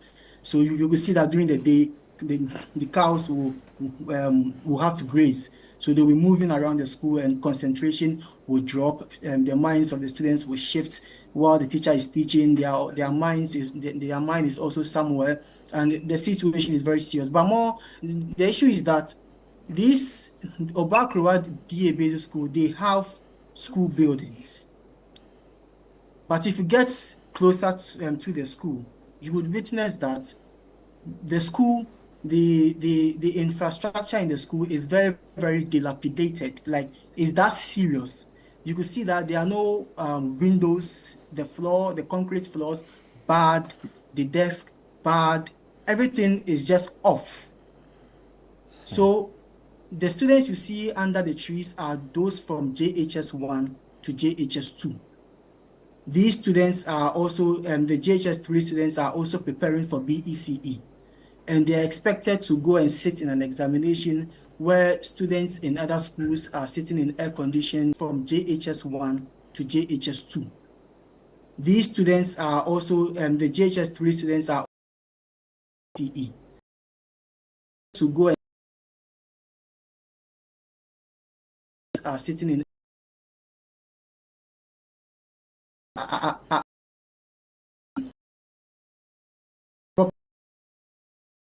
and all these students are expected to come out with flying colors. The trees, sitting under the trees, the weather changes, and more particularly why I decided to do the story was because the rains are coming, which is very serious because academic activities will be disrupted. So when the rains are coming and academic activities will be disrupted, where would these students go to study when the rains coming? They tell me that the authorities tell me that they just have to close the students so that they go home. Learning hours are cut short. So these are some of the issues that these students are facing in Obakrowa DA Basic School. Right, but how long has it been going on for? For over 30 years, because according to the assemblyman that I spoke to, ever since the school was built, there's been no renovation whatsoever done to the school, and the population keeps growing. So you see that a class, for instance, will have about 80 students. They can't all fit in one classroom. So some will have to go under the trees. So basically, the students you see under the trees are from JHS 1 to JHS 3. They do not have classrooms. So they are studying under the trees. With the final year students also preparing for their examination, which is the BECE, under the trees. Right. And as you spoke to the assemblyman, did he also indicate that the local authorities had ever done anything about it before? Maybe not this local authority per se, but the past ones. So I spoke to the assembly member, and he told me that they started, the PTA and some of the authorities started to build some of the classrooms. They have a vast land, so they started to build a classroom, but that building has not even reached foundation level.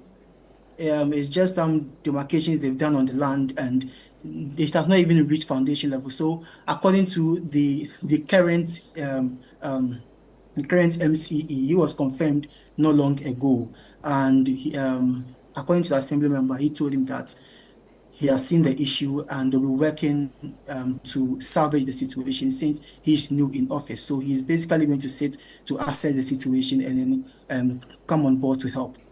All right.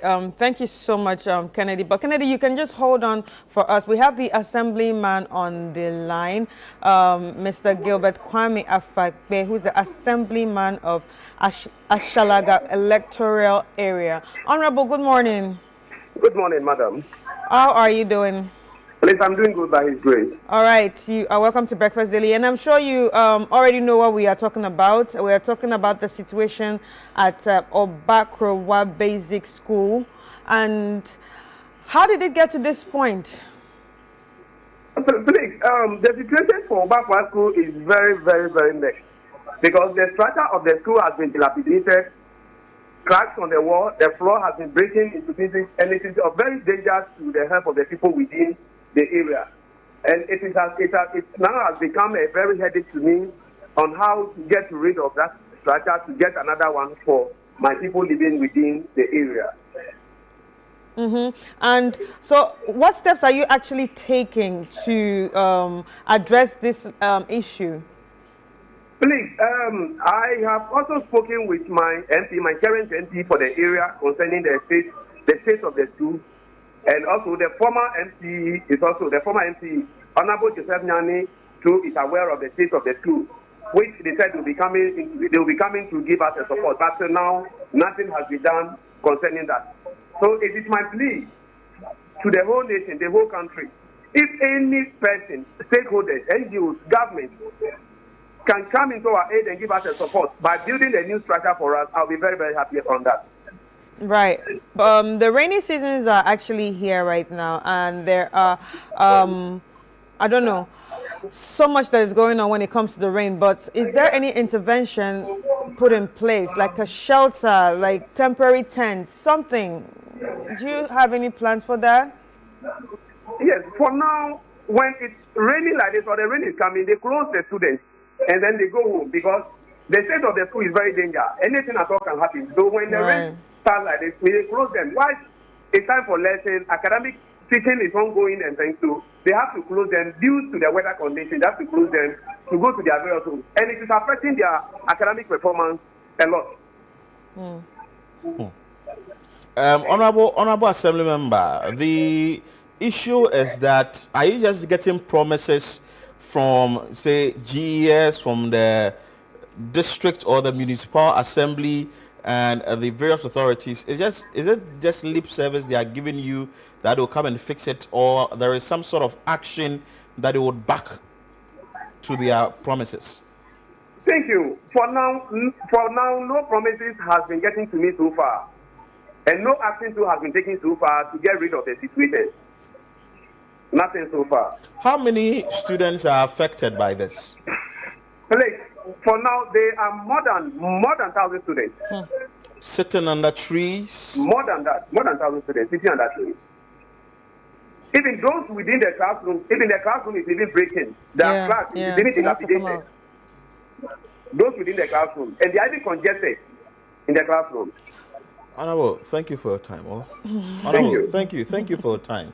We're monitoring activities there, but I can tell you, this is not, like I keep saying, that's not right. You have your MP for the area is Ben, I guess. My MP for Domiabra Obom constituency, Honorable Isaac Awukuibo. Isaac, and the previous was Sophia. Yes, please. Sophia. So Yes. there wasn't any action taken by Sophia on this, I guess. No, please. No, please. All right, well, thank you for your time. Thank you, my boss. Kennedy Chumesi, thank you so much for going to cover this story and bringing us to us. I'm sure that you'll be going there again to monitor event for us. Sure. Okay. Kennedy, thank you for your time. Thank you so much. Thank you. Chris, I can't say a lot. It's not over you, right? Oh, of course. Today's segment, I'm really not a happy man because, see, if we keep saying that the next generation, This is the generation.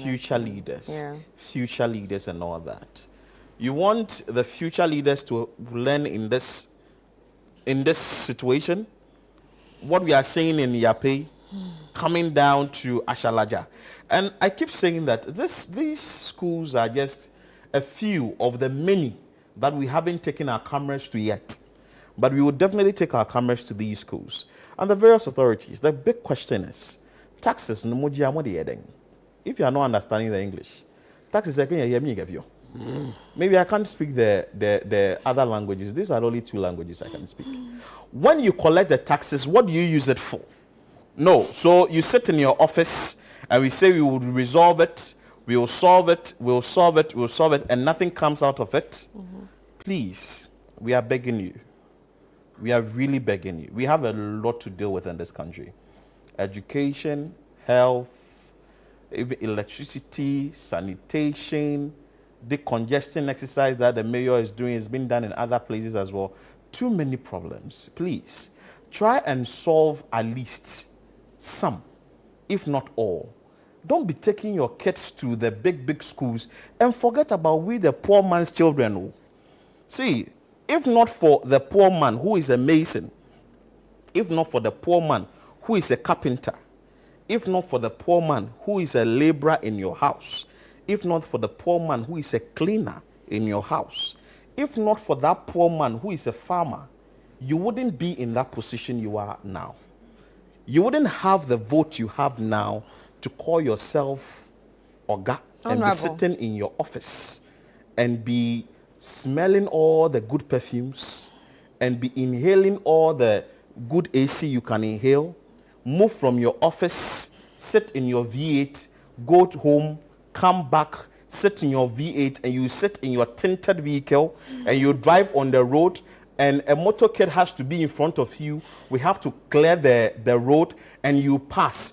Rethink. If we are resetting, we have to reset. Is that 6 months or it's not even 6 months into the NDC administration? But I think that if the NDC administration has to do something, it has to be now. Yes, the previous administration, they have done and gone. But if you are resetting the country, you have to reset it well. Because just these two schools that we are dealing with on Breakfast Daily this morning tells you a lot that we need total overhaul of the education system in this country. Can't you see it? Can't you see the fact that you are having children sitting on the floor learning? Can't you see that we have students sitting under trees learning? The road from Amasaman to Ashalaja is in a deplorable state. Can't you see it? Can't you see these things? Can't you deal with them? And you want us to be paying electricity bills, increasing tariffs. It's good. You are bringing the dollar is coming down. You are bringing fuel prices down. But there are other things you should look at. Please, we ourselves, they said we were the future leaders. Now we are not the future leaders, and again, we are the leaders now. For us here, we will talk about these issues. We will make sure that we will cover the stories to empower the change that is needed. And you, the authority that you need to do it, we will hit your back till you fix this problem. Because this is just a bad thing. Ashalaja, a school in Ashalaja, or Bakrowa school, has been like this for 30 good years. And you don't see it, and you sit in your home and you eat fried rice and chicken. Let's go on a break. Well, I've never seen Philip like this. Yes, before. I'm sad. I've really never seen Philip like this. I'm really sad. But anyway, the promise of free and quality education actually means nothing if these kids do not actually have real furnitures and also a roof above their head, it really means nothing. This is the future that we are talking about. And if we do not do something about it, this future that we say we are building is really going to be affected. Let's take a quick break, and when we come back, we'll continue with the show.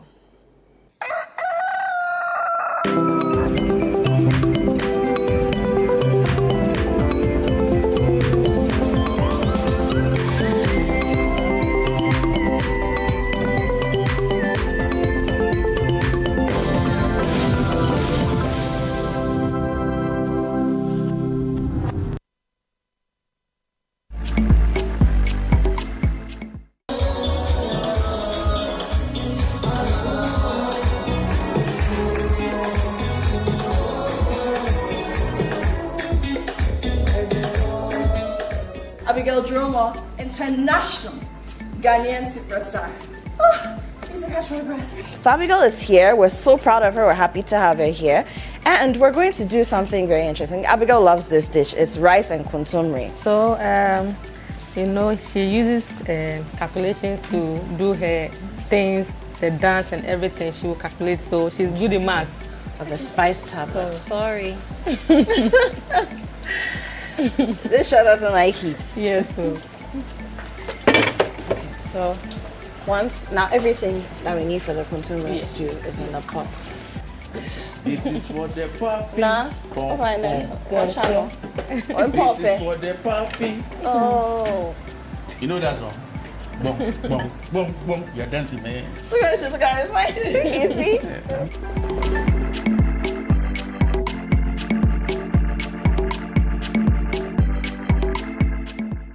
What's Cooking is brought to you by Tasty Tom and Kivo Pepper.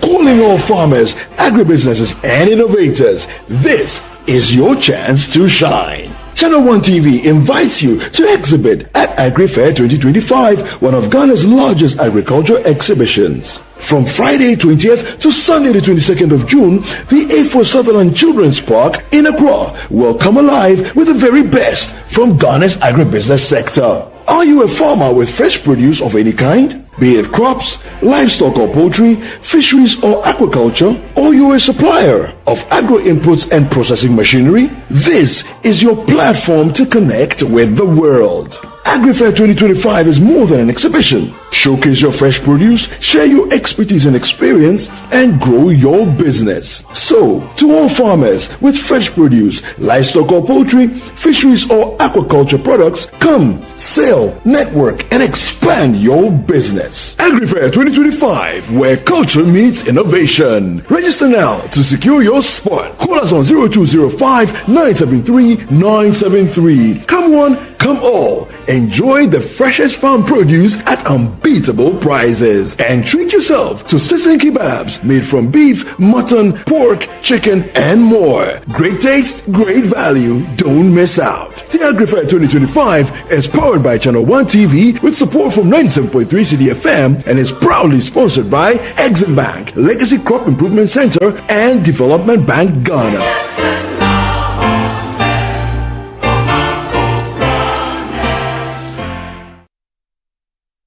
In a world filled with challenges, we all need guidance, hope, and a lifeline to anchor us. This is Lifeline, and I'm your host, Fred Crunchy Mensa. From social issues, relationship challenges, and family matters, Lifeline is here to inspire, uplift, and guide you on your journey. Where we give you support, where we hold your hand through the valley and through the thick and thins of life. Join Bishop Fred Crunchy Mensa. I welcome you especially to Lifeline. Every Tuesday and Thursday at 10 p.m. right here on Channel 1 TV. Let's walk this path together, strengthen our faith, our families, and our lives. Lifeline, because every soul deserves a guiding light. Tune in to Lifeline on Channel 1 TV and let's grow together.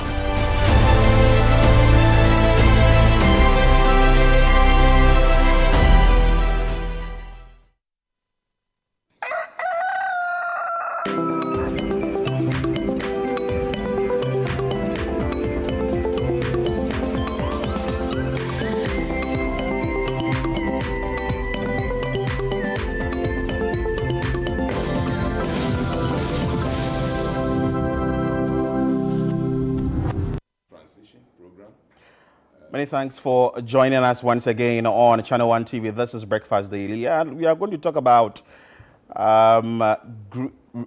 renewable energy. And joining us are two individuals from the energy space. We have Engineer Seth Mahu, who is the Director of Renewable and Green Transition for the Ministry of Energy and Green Transition, and also Engineer Henry Vanderpoel, Programs Manager for mini-grids. Is that it? Yeah. Good. You're welcome, gentlemen. Thank you. How are you doing? Yeah, doing great. Green Transition and the Energy Ministry looking at the renewable energy space. With you first, how is it going with the renewable energy thing that we've been preaching in this country for a very long time, moving away from, say, the national grid? Thank you very much. I think we're making great stride with the green transition. We have outlined a number of programs that we are working on to ensure that we make that shift from depending largely on conventional, energy sources to more greener sources that we classified as renewable energy. As a ministry, we have the mandate to ensure that in the next 5 years, we should be able to add close to 10% of our energy mix with renewable energy, i.e. solar, wind, hydro, power, biomass, and we are looking at it from two main angles, electricity and molecules. Electricity here, we are looking at bringing renewable on board so we can use solar, wind energy to produce electricity and supply to the grid, or use it through decentralized solutions to ensure that people have access to electricity. Then, in terms of molecules, we also want to ensure that by 2030, that is 5 years from now, we have a large portion of the population of this country having access to clean cooking. Okay. So that is also a very big area that we are looking at as a ministry. Again, we're also looking at mobility.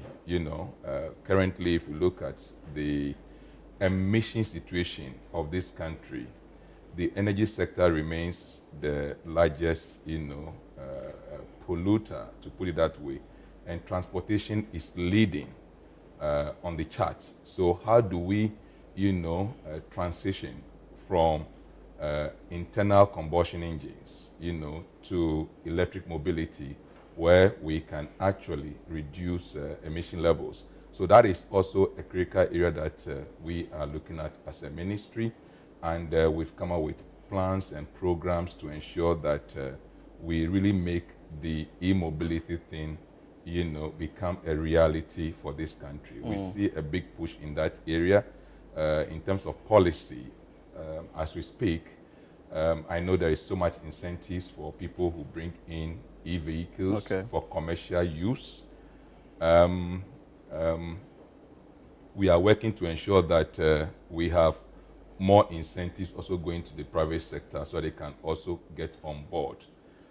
The goal is to ensure that in the long term, we are able to make a complete shift from the use of, petrols and diesels for mobility to electricity. Good.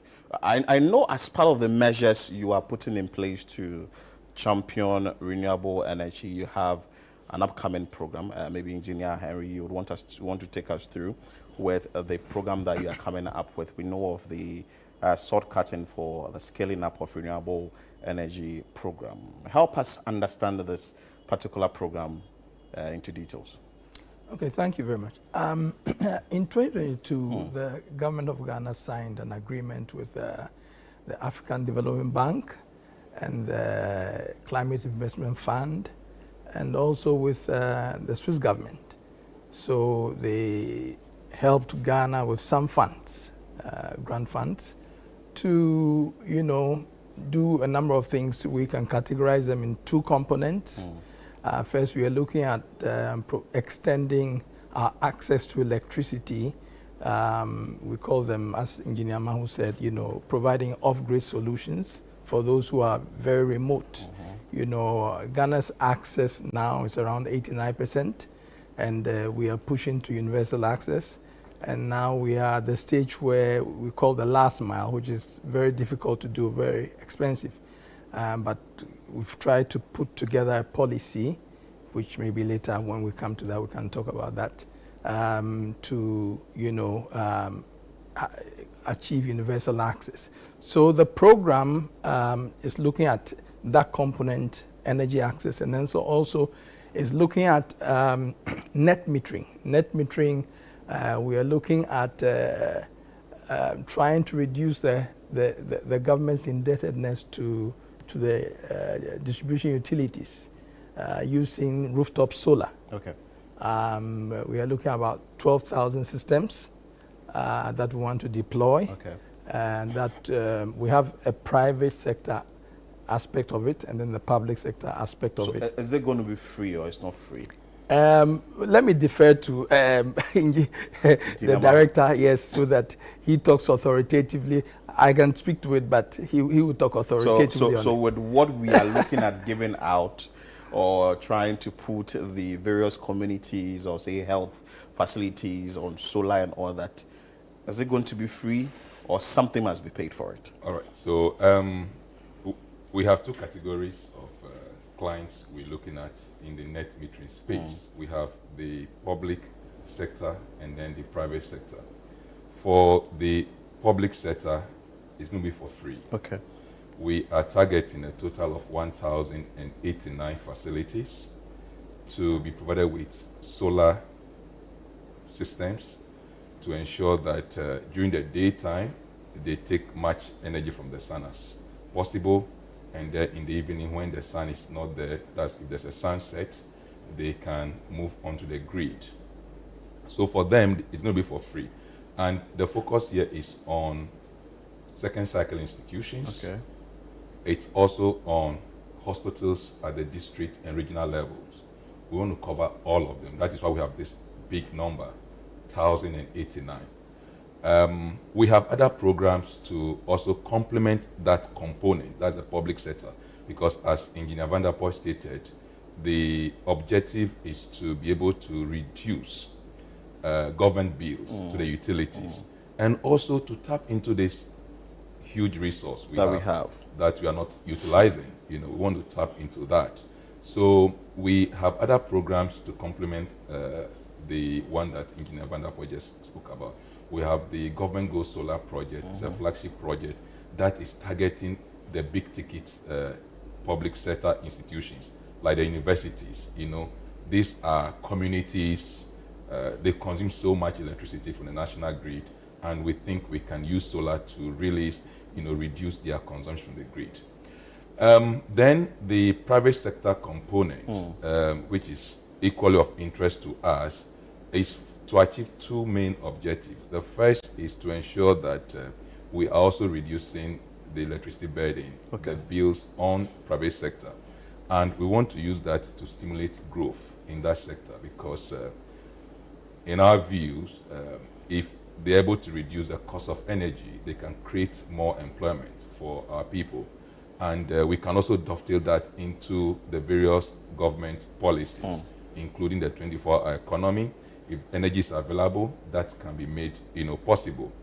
So for them, there is some cost to it, but in terms of payback, it has a very short payback time. Within 2-3 years, you should be able to pay back the investment. And it works in a way that they'll be given smart meters that will allow them to trade with the utilities, but not money, trade in terms of energy. So these meters will allow them to be able to export any excess energy they have in their premises into the grid, and then the utility will bank it for them. As and when they need that energy, based on some contractual arrangement, they'll be able to take a certain percentage of that. All these details we have worked out. Information is available on the Public Utilities Regulatory Commission website. On how the reckoner will be carried out. To be wrapping up quickly, Engineer Vanderpoel, I want to find out from you. Normally these things, we see them happening, the project will happen, but the sustainability, other measures you are putting in place, how to sustain this particular project you are putting up? In terms of sustainability, it's something that we've been very concerned about. On the off-grid systems, we are looking at sustainability from the perspective of bringing enough or cost recovery, achieving cost recovery through tariffs. Okay. You know, government's policy for off-grid, mini-grid particularly, is that after government does the investment, the assets are handed over to the, public utilities to manage. And they need, the right tariff to be able to do that. So it's something that we are working out with PRC.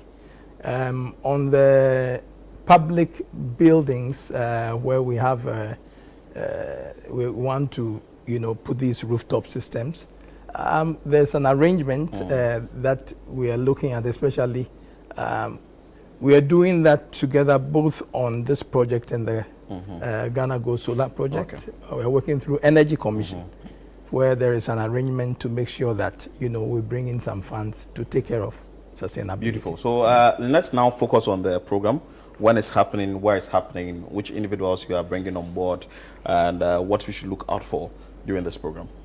Briefly. So, this program is taking place at Kitikrachi in the Oti region on the 30th of May. That is this coming Friday. We are going to be launching two main components of this program. We'll be launching the off-grid electrification program, which will be delivering 35 units of mini-grids to electrify 47 communities and provide access to over 70,000 people living on islands in the Volta Lake. Then we'll also be launching the 12,000 net metered solar PV components, which would also be providing solar PV systems through some cross subsidies and other incentives to both private sector, that is households, SMEs, and of course the public sector. Then of course, within the off-grid space, we'll also be, launching a small window which focuses on sparsely populated areas where mini-grid will not serve a good use. We want to use solar home systems to provide access to such, settlements. So basically, that is what is going to be happening at Kitikrachi. We are hopeful that when the project is officially launched, it's going to take us close to about 15 months to be able to complete the construction and energize these communities, to provide access to electricity for them.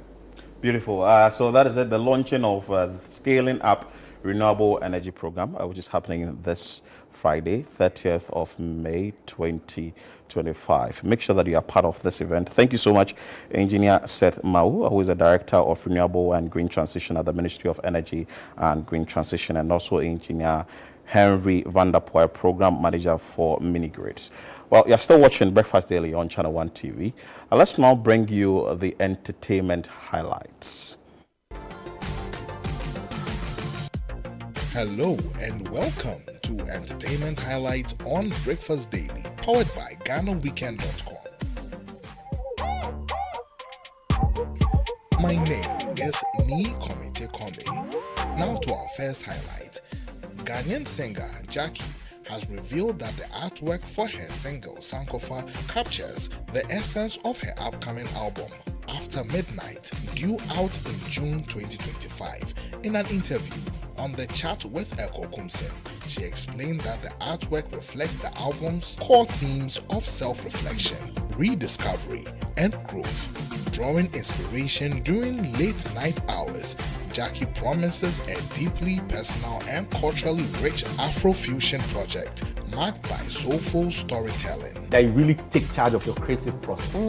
Like your creative process, your artwork, how you want the look and feel of everything is something that you really take charge of. Now I see Sankofa with the bed in there. Yeah. But I see some tongues with some rows and everything. What are you communicating with this?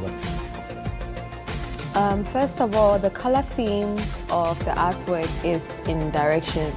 the same direction as the album. If you have paid attention, or if the audience has paid attention to the After Midnight theme, it's in the direction of the midnight blue. First of all, the name of the album is After Midnight, so we chose the midnight blue color for the color theme of the project.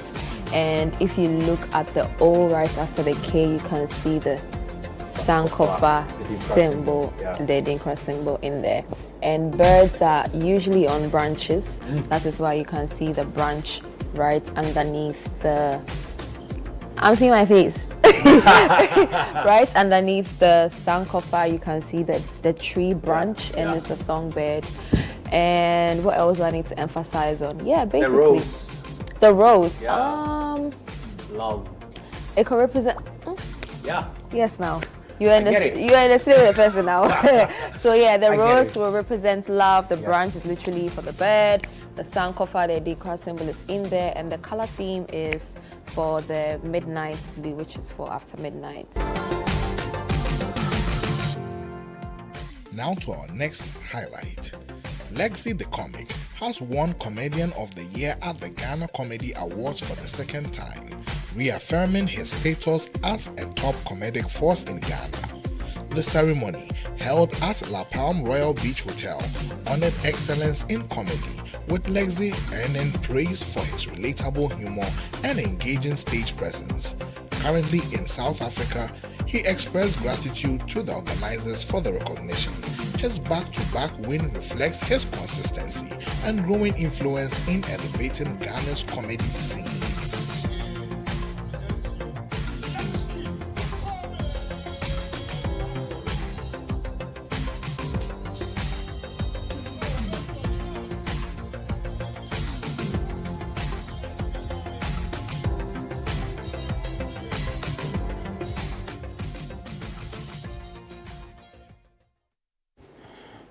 So that is it for today's edition of Breakfast Daily on Channel 1 TV. All too soon we have to draw down the curtains on today's show, but it hasn't been an exciting one for me.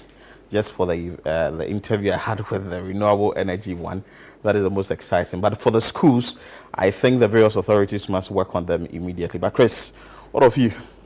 It's been mixed feelings, actually. I'm just, smiling because we have to smile on TV, honestly. But deep down, if I don't smile on TV, it wouldn't be comfortable. So yeah, I just have to smile on TV. But deep down, obviously, the issue of the schools need to be looked at. Because, even as adults, we cannot want to be in that position. We wouldn't want to be sitting on the floor to work. We wouldn't want to sit on. It's very uncomfortable. I mean, I saw the way the kids had to spread their legs and bend their back just to write, and it's very uncomfortable. So, and I'm sure it was very uncomfortable for you to see me do that. So imagine the kids doing that for how many hours a day, and the ones that sit under the tree and snakes fall on their desks, like snakes, like you are in school with snakes. Let's just wrap up with some these messages briefly before we go. They will share dollars and they will leave their kids under trees. They are not resetting. They are re-chopping. Edwin from Kia University Kumasi. That is your opinion. I'm as sad as you on the panel. Mind you, this is just small portion of the mess in our basic schools in Ghana. Do well to cover some schools in the Upper East region, and you redefine or the word West. Abdul Rahman from the northern side of the country. But this is how I wrap up the show today on Breakfast Daily. My name is Philip Nilati. I did this with Chris Carter. See you tomorrow, same time right here on Channel 1 TV, 7 a.m. We'll be back. Bye.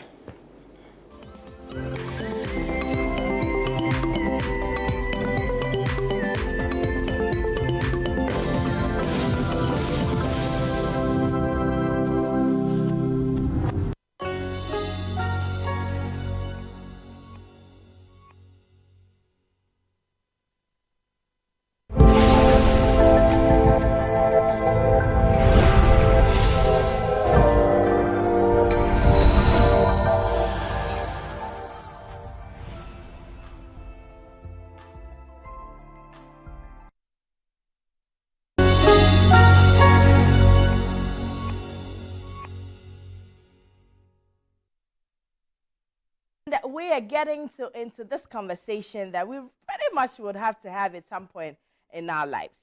And that is adult friendships. There are people in our lives who have been friends with us since we're in, high school or probably nursery school, all the way till now. And there are others who, it's like a moving train or a bus. People come on, people get off, people come on, people get off. But you have people who have been in your life since the beginning of you can remember.